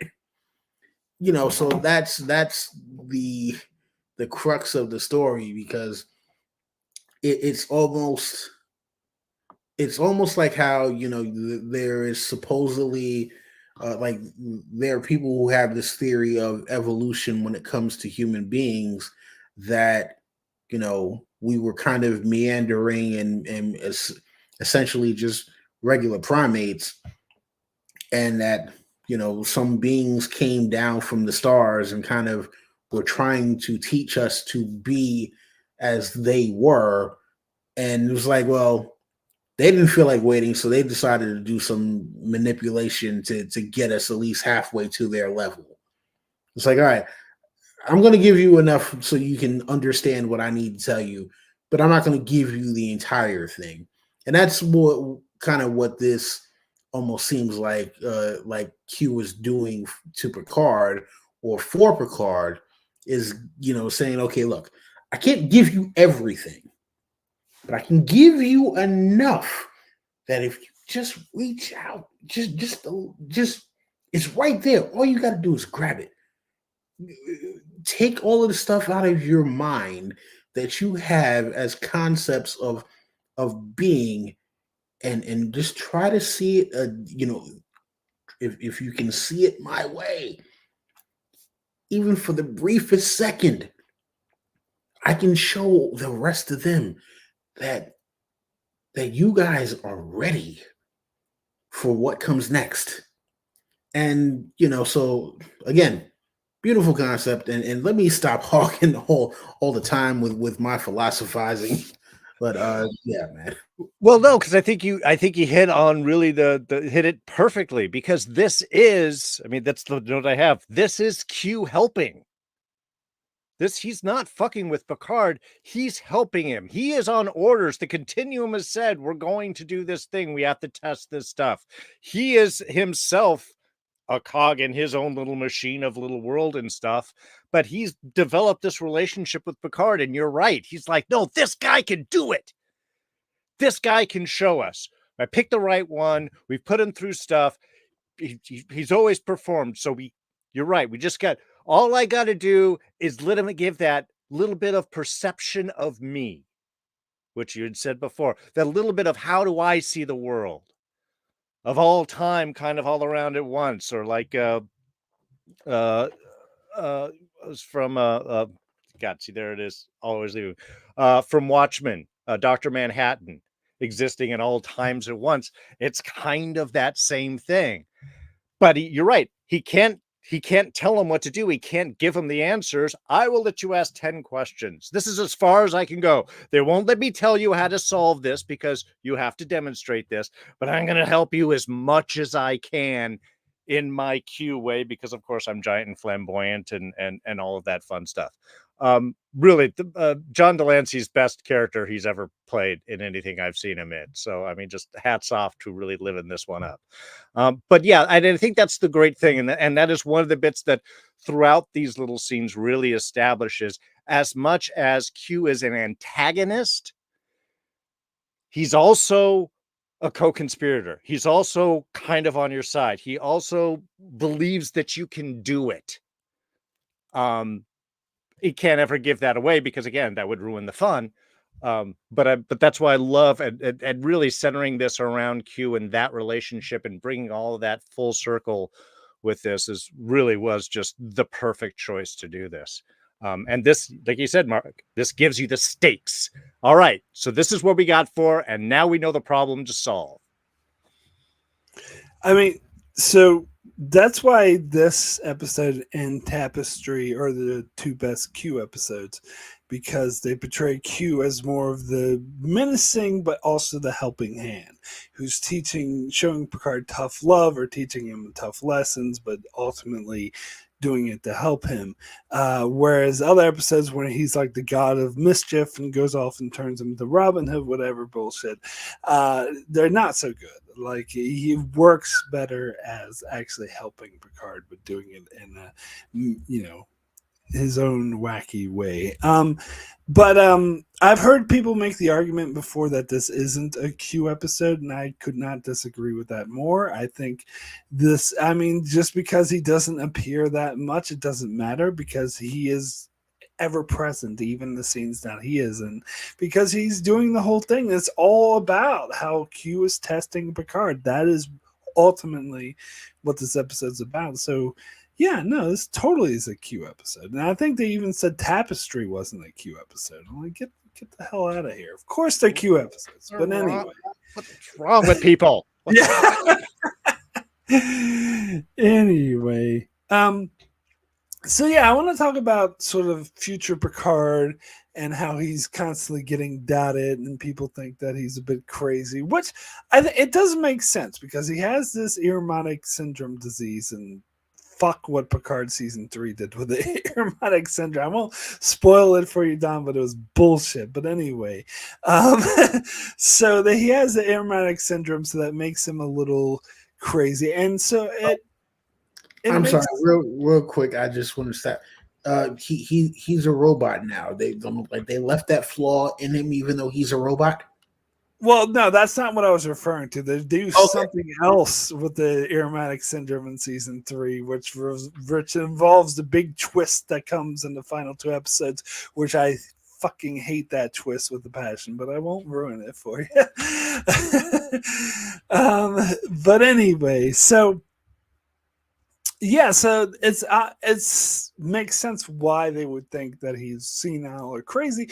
But I think as a viewer of the episode, I maybe get a bit frustrated because I know that he's right. So I'm like, come on, believe him.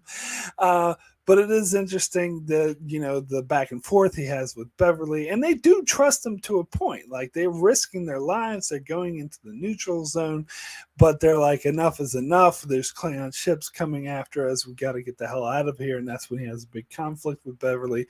And that actually, it could be argued that he got Beverly's ship destroyed. Like, it got destroyed by a Klingon attack, and they almost all died if it wasn't for grumpy Riker showing up on Enterprise with 3 nacelles. Like, what is that 3rd nacelle for exactly? I know what it's for. To look cool. That's what how you get to warp 13. You need to have 3 nacelles. It's the Star Trek version of this amp goes up to 11. See, we put the spoiler on the hood, and that makes it like, the engine's just huge. You get that Mad Max like turbo boost there.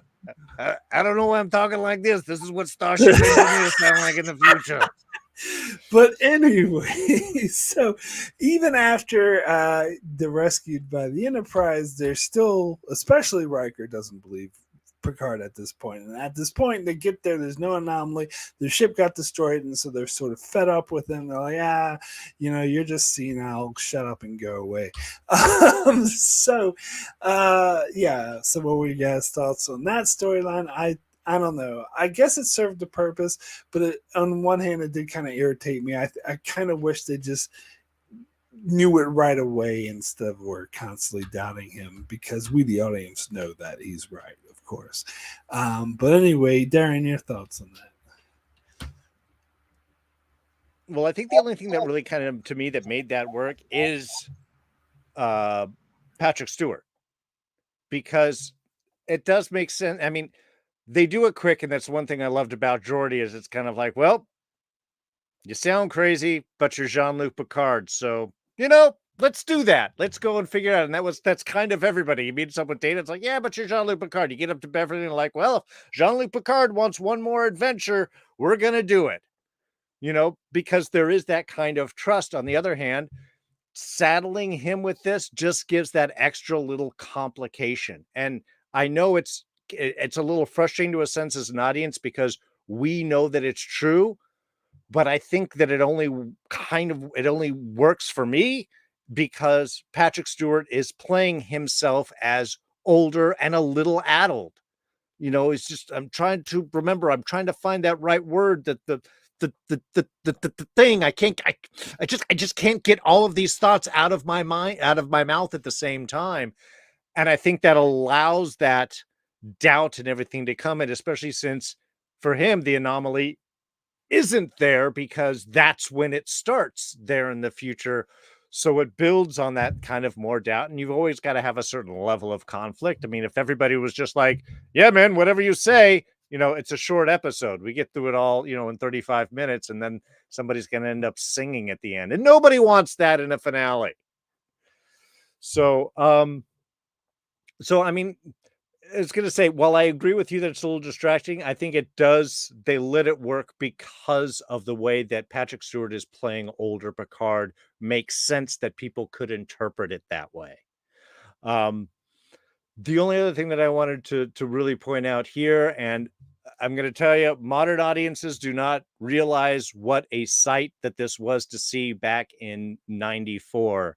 This is the beginning where you actually get the anime coming up from underneath, blowing a hole through the ship and then flying through. It was a big Japanese anime thing going on. It was just one of those moments you didn't really see in American sci-fi. Everything was always pretty planar. You never saw the multi-plane kind of movement all that much. So the fact that on a series finale of a sci-fi television show, you get the Enterprise with its 3 nacelles, the supercharger, coming up underneath and just anime blowing holes through the Klingon ship and then flying through the explosion was just super exciting. You see things like that a lot more now. Back then, this was kind of a treat, which was really, really cool. That's it. That's all I got. There's no more supercharger on that discussion. Yeah, I mean, you know what, and now obviously looking back on that, I'm like, there should have been. Man, it's weird because it's like you want to point out, like, yes, Enterprise D gets destroyed in a couple of months when Generations comes out. They probably haven't even looked at Sovereign class yet. So now you're gonna have to contend with, well, damn,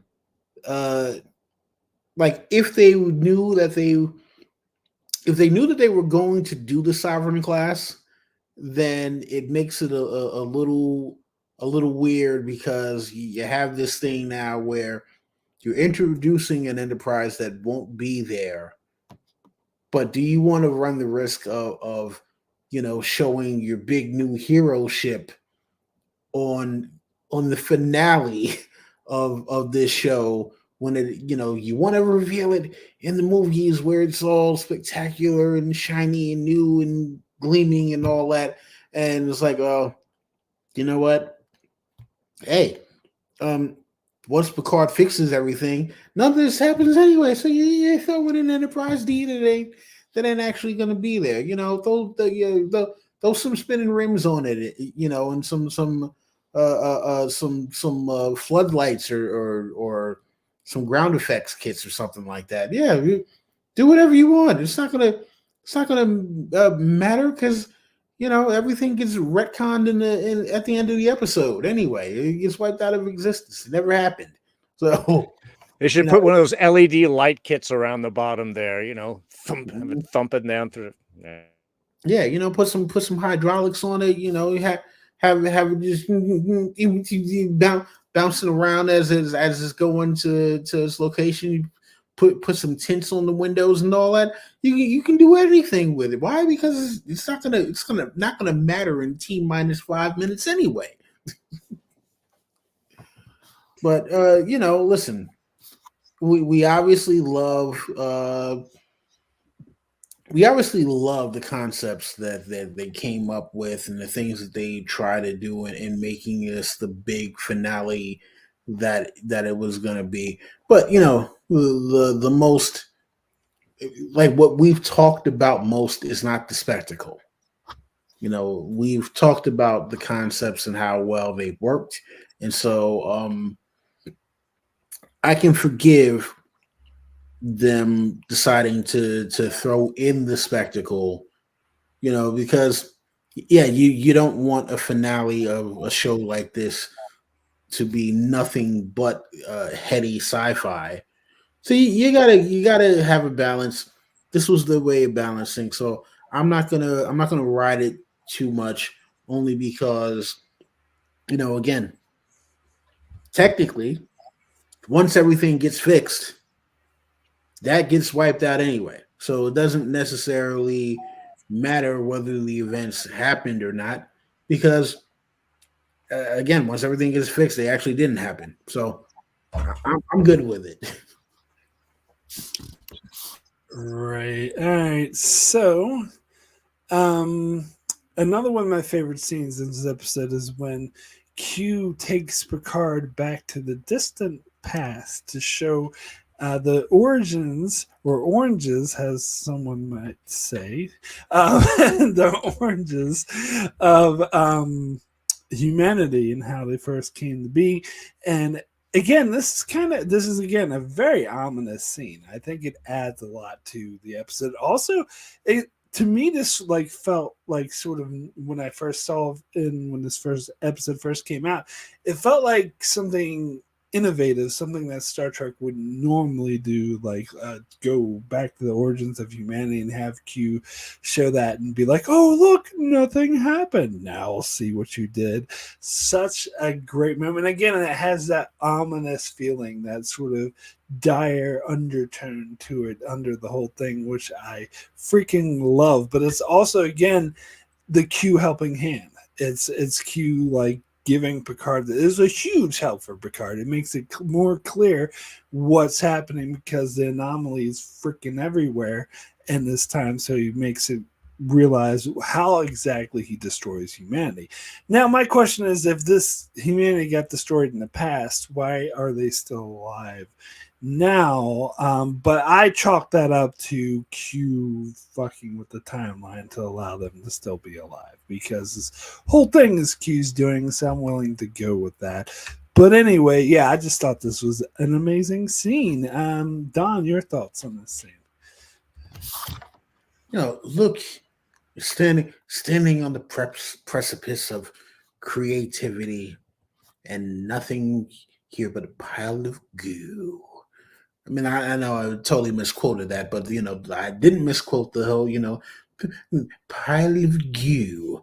And just showing Picard, and again, this is the thing that that Q is helping him to understand, is that what you do right now doesn't just affect the future. That is not how things actually work. You do something now and it affects everything. And that is why you have to be very careful with your intentions and think about the long term ramifications and the consequences of what, of of the things that you do. And if you think about it, it goes back to the introduction of the Borg, because Picard, in that kind of human arrogance, is like, nah, we've done all this stuff, we're prepared for everything, and Q was telling him, like, no, there are things out there that you can't possibly imagine. And once this chain of events has been set off, you can't unring that bell. And he's bringing him back to that and showing him like, you thought it was just about, okay, you travel into the Delta Quadrant and now here come the Borg.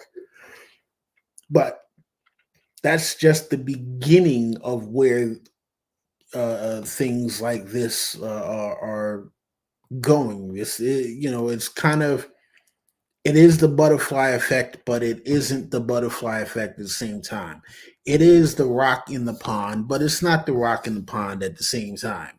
You know, so yes, it is something that is mind-boggling to kind of wrap your head around, because it's like, yeah, until you actually see it for yourself, it's kind of like, well, how does it work?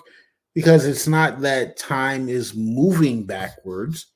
It's not like something where you're standing there and you're seeing things rewind, and you know but everything is still moving, and it's a thing where you're almost clashing. You're almost running in the past and the future, are simultaneously colliding all the time. So the past is the present, is the future, is the present, is the past. And this was, his way of showing him like, hey, no, you think that doing what you did and just kind of experimenting with forces that you may not understand, uh and we see this with humanity today. It's like people, like asbestos, right? Asbestos was this, wonder, miracle kind of substance that, it's like, okay, yeah, look at what we're able to do. Had no idea of the long-term effects. And now we're at the point where it's like anything especially related must be eliminated. And that was the thing, when Picard sent out that beam, to probe to see like, okay, well, no, this is where the anomaly begins. Like, yes, this is where the anomaly begins. Your actions are what caused the anomaly. And while you're thinking that, okay, well, hey, going forward, there is no going forward. Going forward is going backward. And here are the consequences of what you think was going forward. If you don't find a way to understand what it is that I am telling you, you will not exist. And nothing that you ever have done will exist. No one that you ever knew will have existed. None of it. It's all done for. So again, absolutely, absolutely amazing the way that they kind of wrap this up together, and also very heady, in the just in the concept itself of, yeah, you think that what you're doing affects only the future, but the fact that it affects everything, to the point where you making the wrong decision could mean that nothing that ever existed. Like that is a mind-blowing concept, because how do you plan for something like that? Like, you don't know what you don't know, and like it is very hard to tread cautiously in an abyss of nothingness, where you don't know what's in front of you, you don't know what's behind you, and you have to make the right step, or else everything is gone. but the problem is there's also nothing there to guide you. So again, Q is doing his best to get Picard to understand this concept because only then will he, as a spearhead, and the rest of humanity be able to ascend to a different plane of reality. And again, you don't make the right moves, forget about a future. There is not even a past for you, and that to me is one of the craziest concepts. Is like, no, forget about I drink this bottle of water and so much is gone. I drink this bottle of water and somehow water never existed. Like that to me is the most amazing concept. Yeah, I think that this was a great way of putting those, again, complicated concepts together visually very nicely, with built on this relationship between these two beings, human and God. The fact that they've already established that the anomalies, exposure to the anomaly, reverts cells to a more primitive or more basic form. So hence why we have a nurse has a miscarriage, because the baby started getting younger and ultimately things were reverting back into more basic protein forms and those types of things. So we get that nice establishment. We get the visual of it's getting bigger as you go further back in time. Okay, so by the time you go billions of years ago, and again, that beautiful thing, it takes up most of the quadrant now. And now it's close enough to Earth for this chemical process to, oh, it's reverting. It didn't get to do that step forward because its exposure to this anti-time reverted it back before it had a chance to bend. And yeah, it's, you can play with the mind messiness of time and establishing that when you make a change in time, it happens everywhere in time all at once. And or there's also a wave effect where, yeah, that started, but it took a while for that to affect the past, and then it'll take a while for the past to affect back to the future, but it also all happens at once. That's living in Q land. And really, just knowing that that is a complex, thought is really what the episode is about, because it's being able to, not for me to explain it or Dodd to explain it or Mark to explain it or even, Neil deGrasse Tyson to explain it. It's for you as an individual, or in this case, Picard, to grasp that concept, like Darrin said, even for a moment, to be able to see that type of reality existing is beautiful. And I think, again, they've established the relationship between Picard and Q so that we can expect Picard to make that kind of leap. We're seeing it play out in front of us, and so we can understand, oh, he causes the anomaly, and when it goes back in time, it makes sure humanity doesn't happen. So he has to start, because otherwise he won't be here. That's about as far as you can go before your brain starts wrapping around yourself. But the fact that you can even ponder that idea is really the clue, here. And then, of course, you have to actually do the Star Trek tech solution problem. But this was a beautiful moment to just illustrate, again, the stakes and the concept that has to be grasped in order to overcome it. Indeed, all very philosophical. um, Brandon Newhouse asked, "What was the film where the kid got younger? Was that the Butterfly Effect? Are you talking about Benjamin Button? Benjamin Button, yeah. I mean, yeah. I mean, I don't know what it wasn't really a kid getting younger. He was like born as an old man and aged backwards. But I don't know. Anyway, I don't know. They say Merlin aged backwards too. I don't know if that had anything to do with the episode. Just something I remember. Anyway, so when we get to the moment which is supposed to be the pivotal moment of the episode, where Picard realizes the paradox, which is apparently what Q was trying to get him to do, is to think outside the box and think outside the limitations of, hey, there's three different beams inside the anomaly, even though there are different time periods that actually has Don's been talking about all night.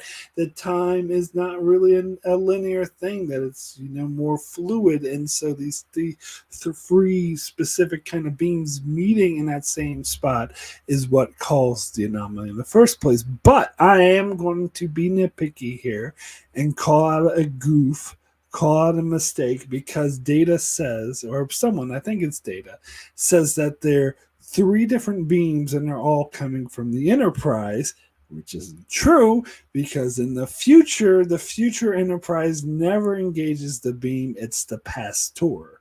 So they could have said two are from the Enterprise, one from the Pasteur. But that doesn't sound as cool as saying they're all coming from the Enterprise. But it is a little goof. But I do love this moment of Picard realizing everything, and he comes to that conclusion.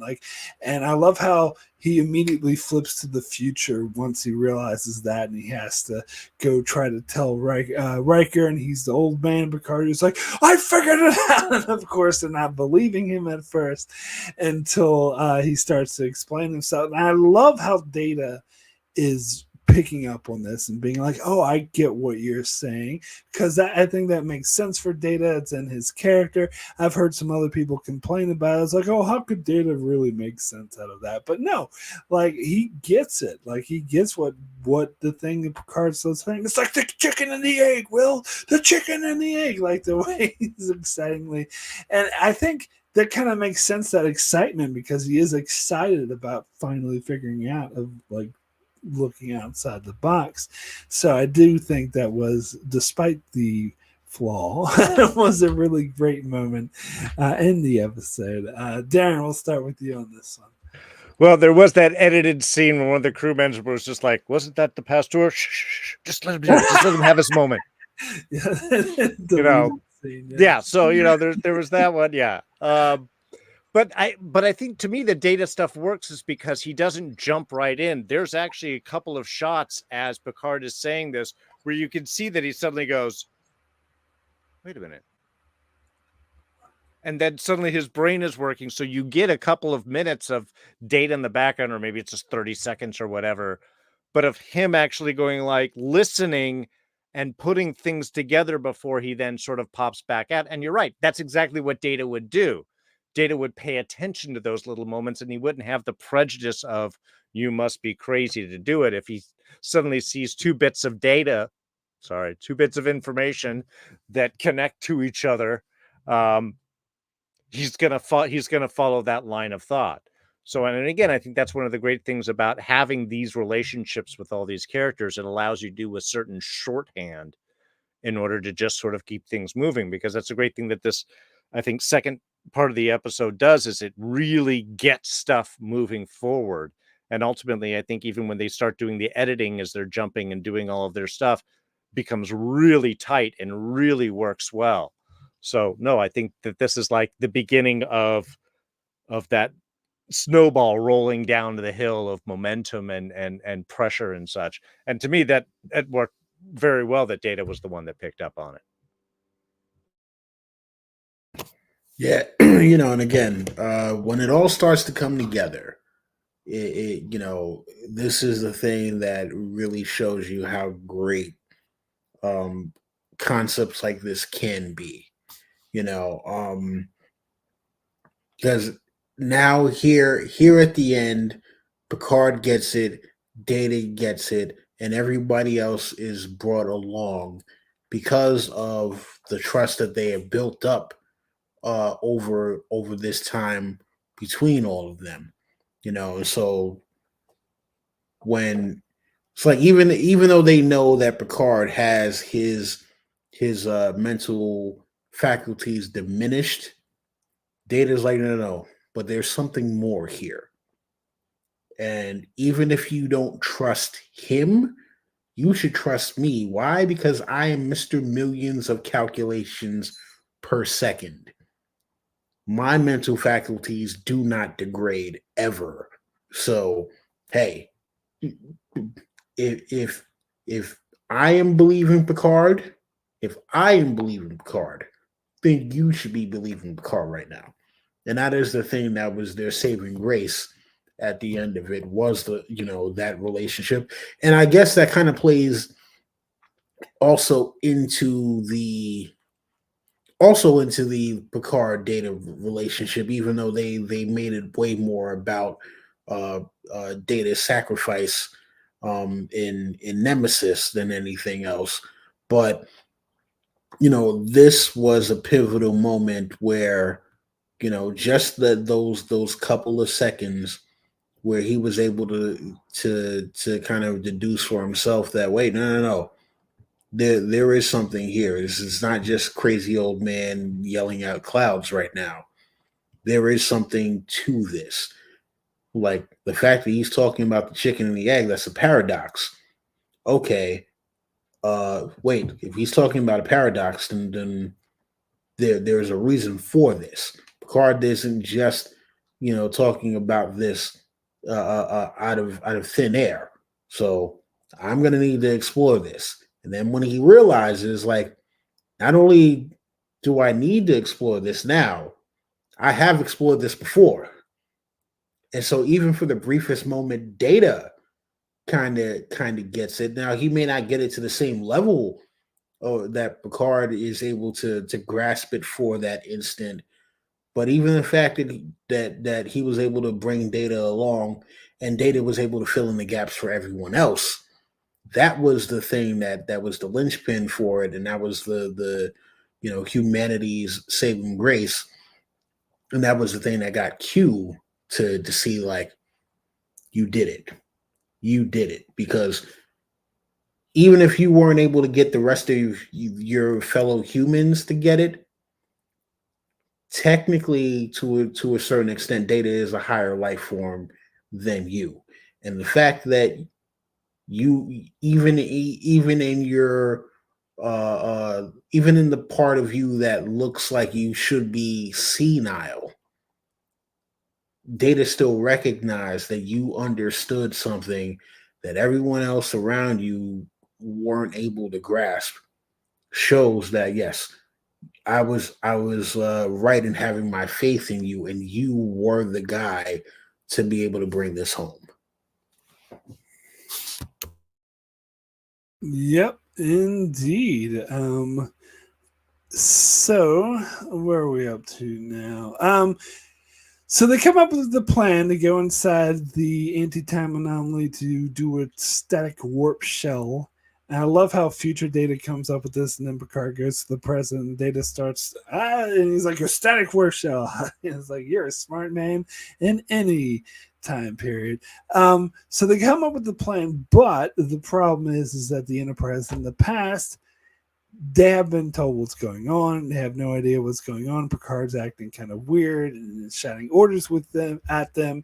And all of a sudden he's like, yeah, we gotta go inside that. You see that giant dangerous anomaly that's gonna crush us like an egg? Let's go inside of that. And of course, they draw the line there, which I love because that makes a lot of sense. Because you think of other episodes like when Picard was taken over by that weird energy being in Lonely Among Us in season 1. They doubted him. They were going to mutiny because he relieve him of duty because he was going to get the ship destroyed. And same with the Legions when they had the clone of Picard wanted to take the ship into a pulsar that would crush it. They are like, no, we're relieve you of duties. So it makes sense that they would have that same reaction here, that they would be like, no, what you're trying to do, like, you've been giving us orders and not telling us anything about what's going on, and now you want to get the ships destroyed, so fuck that shit. And you see Yar actually speaking up in the role of authority, getting ready to sort of, you can tell that she's ready to, like, no, to refuse the order, to be like, this will endanger the ship. And I think Picard can tell that. And here's the thing, even when Picard was giving these orders, that they didn't know anything about and that seemed weird to them. I noticed the difference between him and Jellicoe, because I'm sorry, I love to rank on Jellicoe and how terrible of a captain he is. But Jellicoe would be like, I don't want to hear about it, get it done. But even Picard even in this instance of not telling them anything, he still tries to, like earlier, he tries to assure Troy. He's just like, I understand this is awkward, but trust me on this. And here, that's how he gets the true crew. And this is why Picard's such a better captain than Jellicoe, because this is how he gets the crew to listen to him. He tells them, look, I know you guys are just new to the ship and we're new to each other, but I know you're the best crew in Starfleet. And I know, and he like reassures them and saying like, and I'm asking you. He didn't say I'm ordering you as your captain. It says I'm asking you to trust me. And so they do, because he gives out that sense that this is someone who deserves our trust. And I love that. And I have criticized this scene before in the past, saying that, all you have to do is compliment him and they're willing to get themselves destroyed. But I kind of rethought that watching this scene, because I think he just comes off as a really good leader, and he comes off as genuine and someone worthy of trust. So I actually think it's a really good scene. Anyway, Darrin, your thoughts on this? Well, look, you have to put a Picard speech somewhere. And this was the appropriate part to put the Picard speech. And you're right. I mean, it could be, well, he just does a speech, but he doesn't, because he's not even the Picard of then. He's the Picard of now. The one who knows this crew, who knows the ship, who has released a lot of his own pent-up defenses in order to make those connections and acknowledge the humanity. Season 1 Picard would have handled this differently than this Picard would have. And there may have been some issues with getting the crew to trust, but he was smart with his ability to soften, to realize that he can trust this crew even if they don't know. They don't need to know each other to know each other in that sense. And I think that's, again, it's one of those perfect summations of this shows the difference that Picard has had over the years. As much as this tests his ability to leap forward, this tests his ability to how much have you changed since you first got on this ship. And I think they just do that in a really nice way. And you're right. He asks, he doesn't orders. He tells them, I'm going to I would trust you with my life. And they get to make the choice. It pans at the front, and you see like Data and O'Brien. They turn in their seats to go, and Yar's like, "All right, this is what we're doing." So everybody has their moment of accepting and decision and making that decision. But I think, it was ultimately because this is the Picard who has gone through all of this that's able to make this connection, which is really the bigger kind of message of the episode, and how much the old Picard would not have been able to do this quite as well. This is something that the experienced Picard with this crew was able to do. So I love this bit. And of course, it's a great Picard speech. Who doesn't love a great Picard speech? Yeah, the old Picard would have been like, shut up, Wesley. Anyway. Yeah. We also missed the shut up Wesley yeah. Well, he was out. Oh man. I mean, listen, you know what? Again, the fact that they were able to pull this off, amazing, because it showed the character growth of Picard. As much as Star Trek is an ensemble piece, there's always one main character.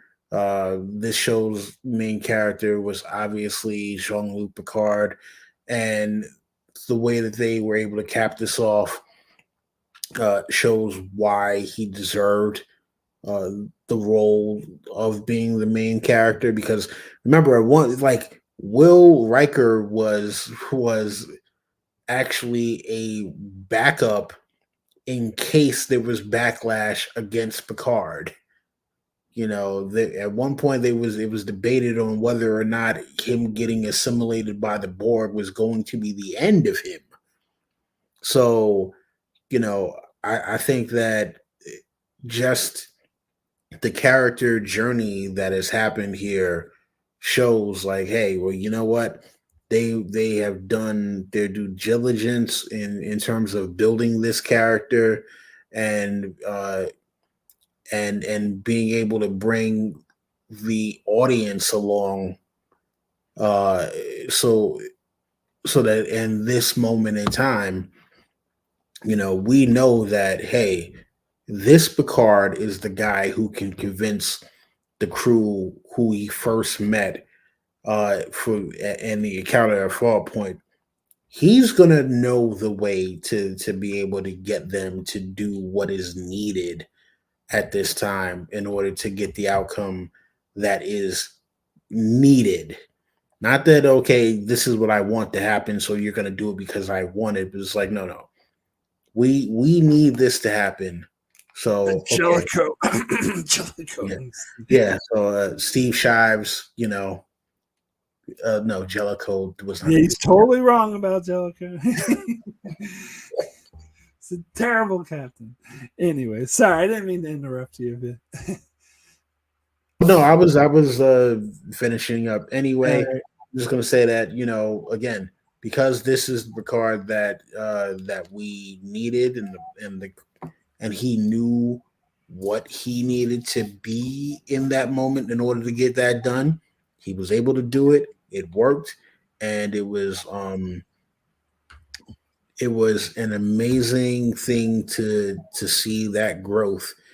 And again, it also relates to the future affects the past, is the present, everything, because had Picard, stuck to who he was, different outcome. But because he embraced who he had become, and this concept of, okay, well, no, this all fits together, and making the right moves is the thing that gets this mission accomplished. Uh, Again, he was able to pull this off, and there's a reason why Picard was the leader of the Enterprise and not Jellicoe. And this, Yes. Yes, there is. All right. So then we get the Enterprise is actually going into the anti-time anomaly and said. So here's the thing. I love this episode of course, obviously it's my number 8, but I always complain about episodes that are about dumb anomalies. Like I have this thing where I go like, stupid anomaly. It's usually a B plot that nobody gives a shit about. And, oh, it's another anomaly. Blah blah blah. In fact, Hugh even has the line: "Is that what it was to another anomaly? Another day at the office?" But this episode's not about the anomaly. It's about the character, and the anomaly is just a sort of MacGuffin or plot device to accentuate the character, accentuate the human journey.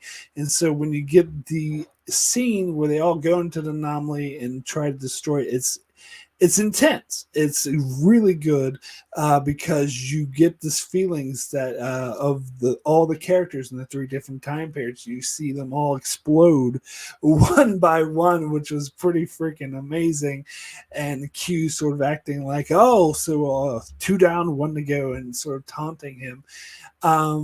But in the end, he actually does save humanity. So I thought that was a really intense ending. So before we get to the Q speech, your thoughts on the anomaly shenanigans, Darren? Really, the only thing that I got to say about this, because yeah, that was all nice. It's definitely the emotional arc. Are you going to stay with it? Are you going to go with it? Are you going to cut and run? Is the crew going to trust you? All the big questions. To me, that all worked because of the editing. The editing on this was so tight as they jumped from Enterprise to Enterprise and timeline to timeline, and who was talking and who was reacting and how they were saying it. Just again, it was one of those like across time, this crew works like clockwork. I mean, in a way that was it's the easiest way to say it, but it's just how they did that. It was great because it kept the tension up. And you're right. This was how the crew reacts. This is how they live through that moment. I think that that's what made it work from a tension standpoint for me, and I just loved seeing that. I think this episode is easily the best like editing in the entire show. Oh yeah, by far, by far.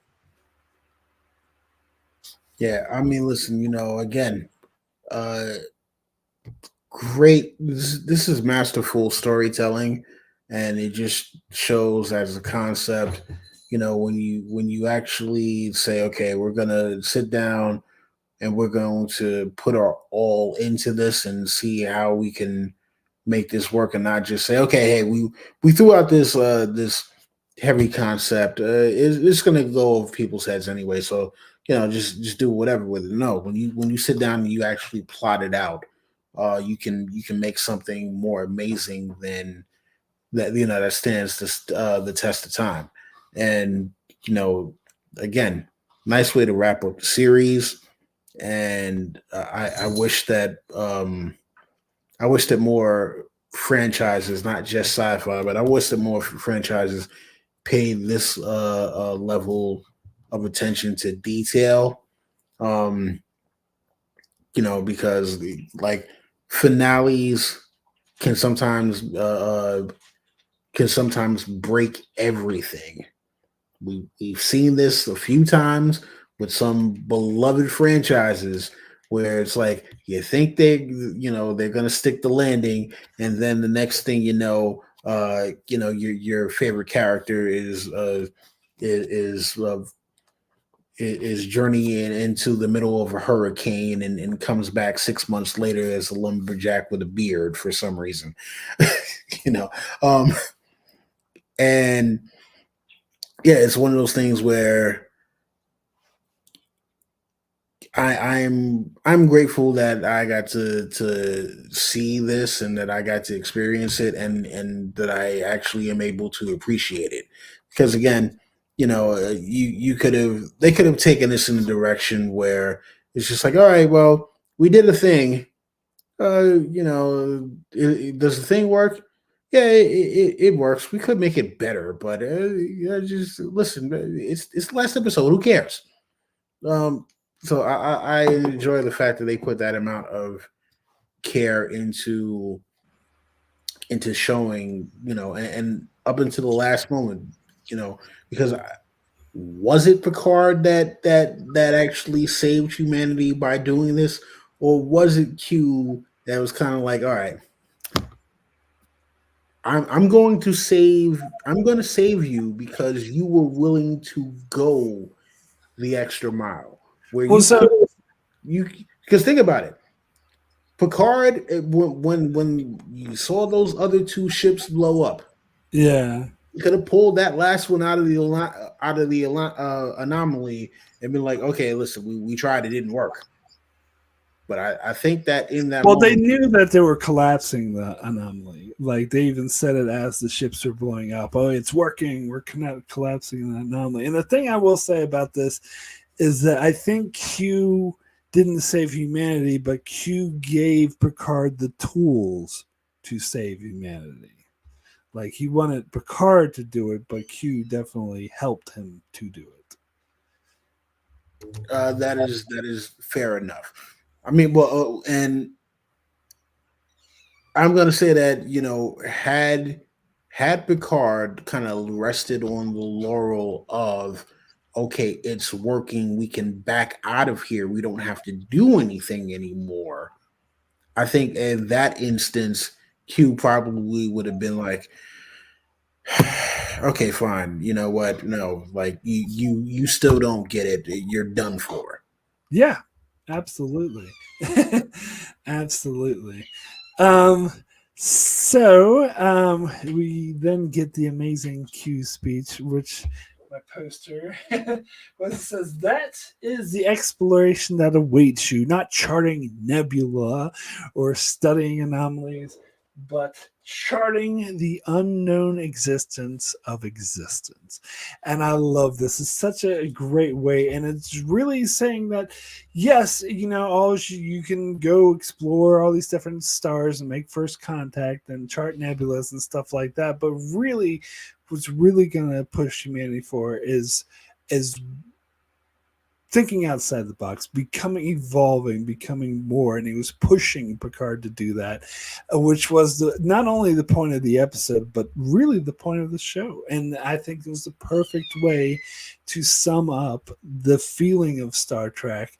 And it was amazing. And again, it shows that nice Picard Q relationship, not in that shitty way that the season that is erased from Darren's memory does, but an actually good way. Shows how Q was really kind of, even though he was a pain in the ass and Picard didn't like dealing with him, he was really looking out for him and was kind of a mentor figure in his own demented way. And that's what made him such a great character. And I love it that they began the show with Q and ended the show with Q with such great chemistry. I mean symmetry. For them to do it that way, so it was beautiful. Like I think this scene summed up the show perfectly. Darren, your thoughts on that? Yeah, I mean, just the very bit where he's just kicking back and just pulling those gloves off slowly. It's like, all right, we're done here. We're wrapped up. We're good. Congratulations, buddy, you did it. and I love the fact that Picard actually takes that moment and says thank you to Q, where you really do see that relationship, how it has evolved and gone, which is, I think a perfect way to end their relationship and never having to touch on it again ever in the future. I don't think that there's a need to. You can live with this moment. It says it all. But also, again, that also the trial never ends. It's like, come on, man, this is reality. This isn't a, it's not the destination, it's the journey. And that becomes almost a philosophical type kind of thing. The exploration out in the world is there, but the one inside the mind, the one inside that realm, the real universe that's possible to go in there, that's the real thing. I mean, it's like, and the real lessons was the love we learned along the way, or all, the lessons we learned along the way. That's, in a way, it's a way of doing that, but in a higher philosophical sense, in a way of really, again, like you said, topping off the evolution of this relationship, both between the two of them and Picard himself. And as we get for our final scene, the crew as a whole.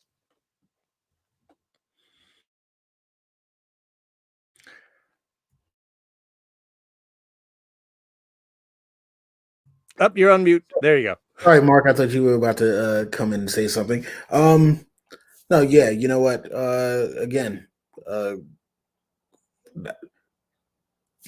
Q, they did absolutely amazing with him. And again, this showing that what he was doing wasn't for nothing. He wasn't just, mustache twirling villain. He was an antagonist, but he was an antagonist with a cause. And that cause was to actually better our main protagonist. And so I, again, thought it was absolutely beautiful. And he said, like, yeah, you passed this hurdle. Probably one of the greatest hurdles that any being who was like you could possibly think of overcoming. But this is just the beginning. It doesn't end because you got this thing, because again, you got it for the briefest of moments. If you were able to really get it, you would be sitting here doing what I'm doing. So the test continues, because I got to make sure that, that this wasn't a fluke. I know that you're still going to have your flaws. You're still going to have things that you're going to do that I'm not going to agree with, but I'm going to give you the space to fail, because I believe that when you fail, you'll still be able to pick yourself back up and be able to go leaps and bounds beyond where you thought you could go. And that is the thing that I love about it. And we see after this when Picard goes back and he finally, has settled down and he's like, oh man, you know what? You see, he's kind of become a new man after this. And he's now willing to take risk that, or not take risk, but he's willing to engage his crew in a way that he never has before. And so that's the beautiful part of it, because him going through this journey is a journey of self discovery, but it's also a journey of salvation as well, not just for him, but for everything. And so, I love that concept. Yep, no, absolutely. And so then the episode ends with the perfect scene, because it shouldn't end on Q, because the show's not about Q. The show is about the crew. And this is what I've heard people say, that they thought that Star Trek Next Generation was an impersonal show. It was all about just people doing their duty, and they just had a professional relationship. But that's totally wrong. Those people, I think, missed the entire point of the show. It's about the characters. It's about the family. And I think someone in the chat mentioned that Picard always wanted to have a family, and so he saw his crew as his family and treated them as such. And so it's a perfect ending that he's like, how come I never go and play poker with them? I should do that. I should go be with my family.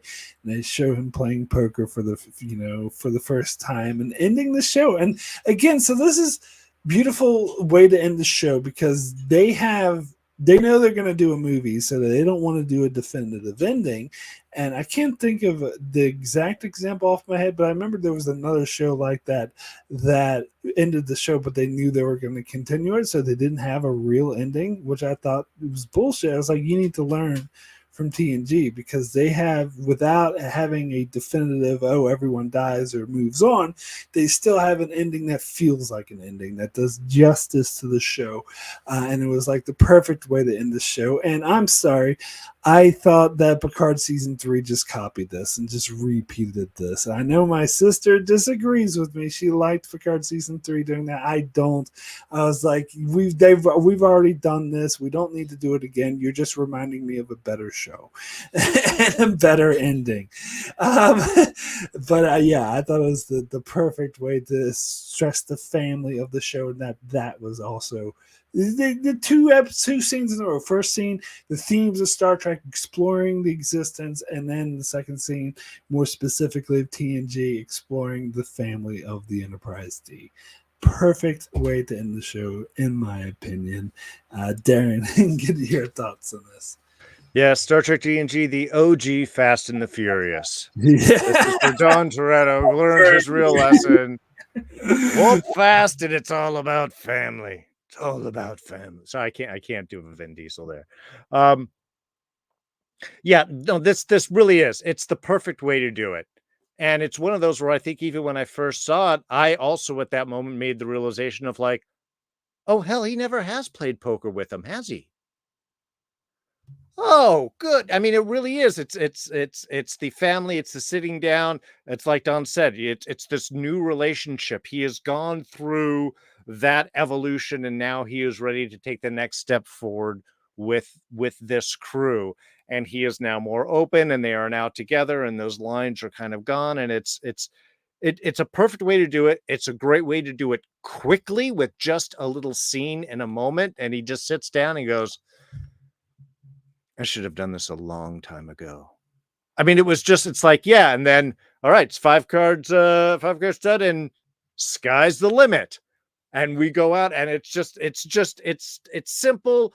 It hits where it needs to hit. And you're right. It ends the show, but lets you know, unlike so many other shows where it's like, and then the whole team breaks up, and then this happens, and then this thing is taken down, or so on, or this guy retires and moves on. It's like, no, hey, there's still adventure ahead.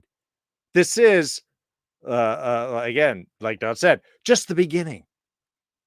It's a whole new adventure is coming forward for us all, and we're going to go with it. And it gives that hopeful edge. It does end this perfectly and allows you to transition the next.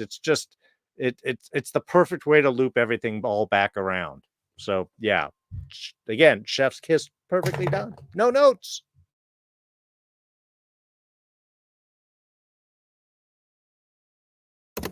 Yeah, I don't have much more to add than that. I mean, listen, they wrapped it up in a very satisfying way, and it's almost like it's almost like a chapter to like a book to like, hey, this is the final chapter of this book, but it's only the final chapter of this book. There were more, books in the series to come. But even if they aren't, it still leaves you in a place that it's like, you know what? I like that. That was very nice of them to do that.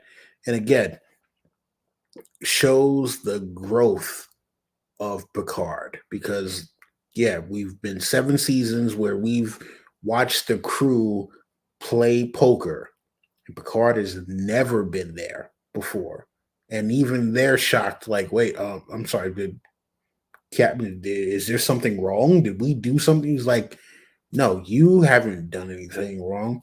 I'm the one who's been in the wrong because you're my friends, you're my family, you're my crew. I should have been here with you guys, experiencing this thing that it isn't just about being on the bridge, or going on missions.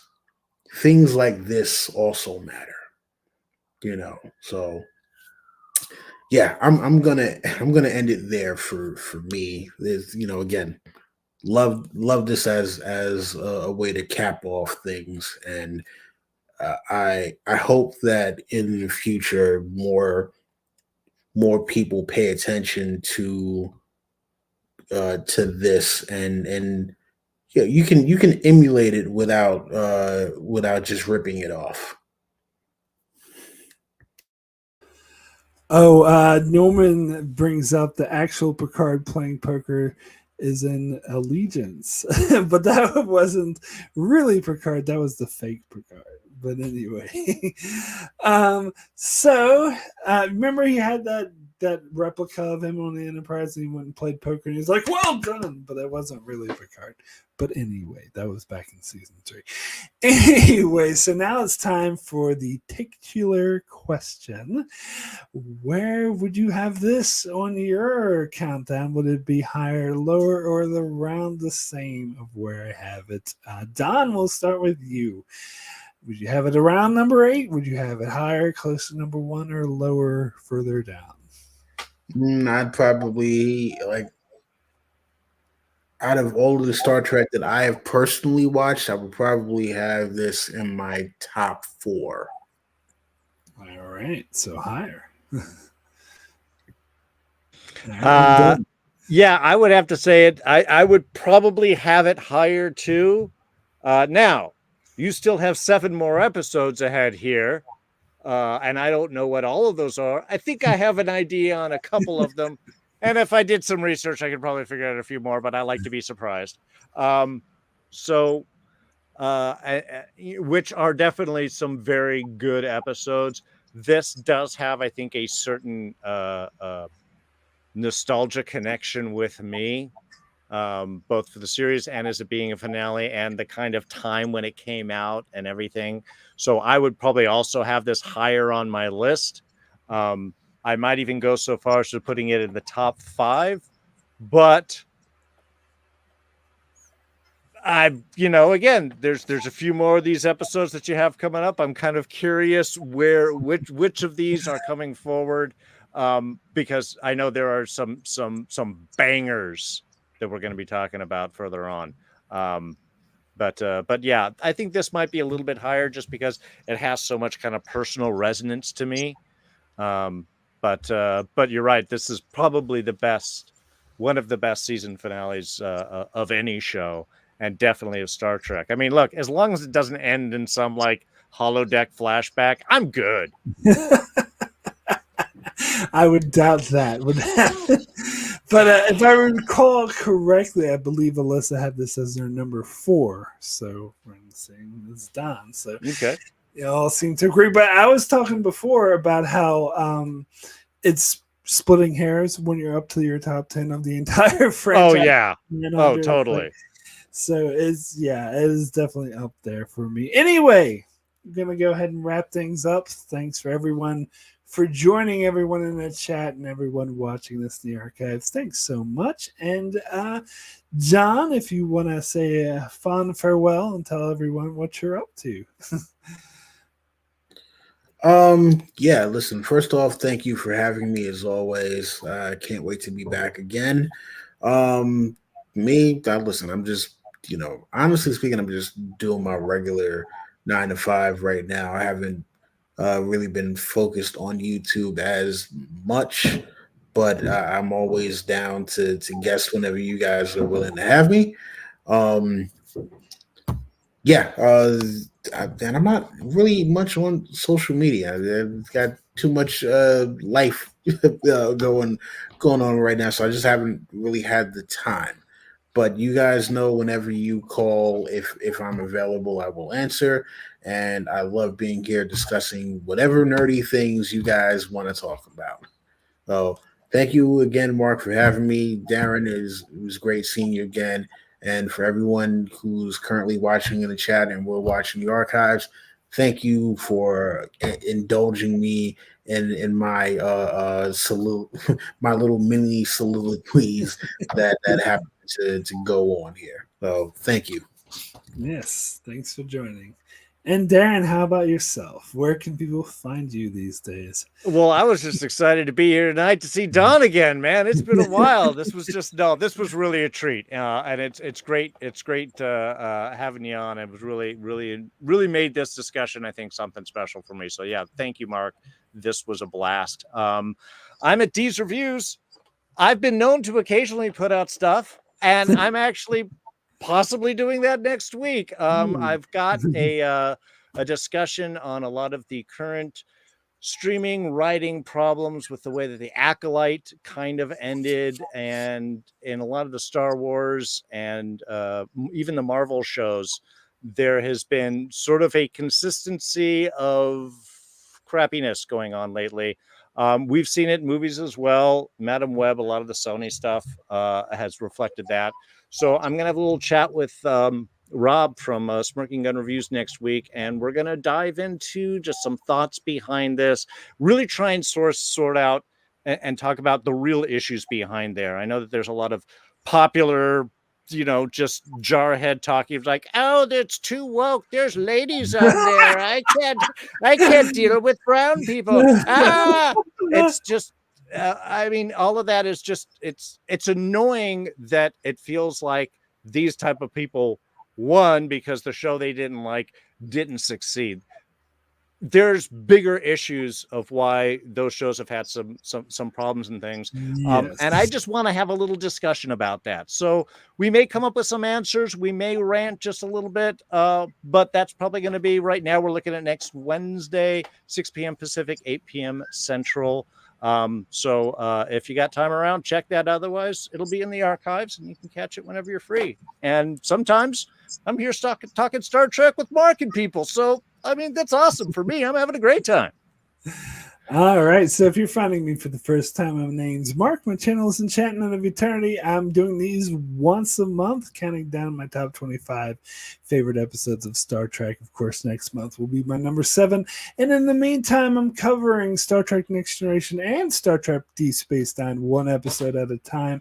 Currently in season 6 of TNG and season 1 of DS9, which aired concurrently, which is why I'm reviewing them concurrently. So you can check out my channel for that. Anyway, thanks everyone so much for joining, and we'll see you next time.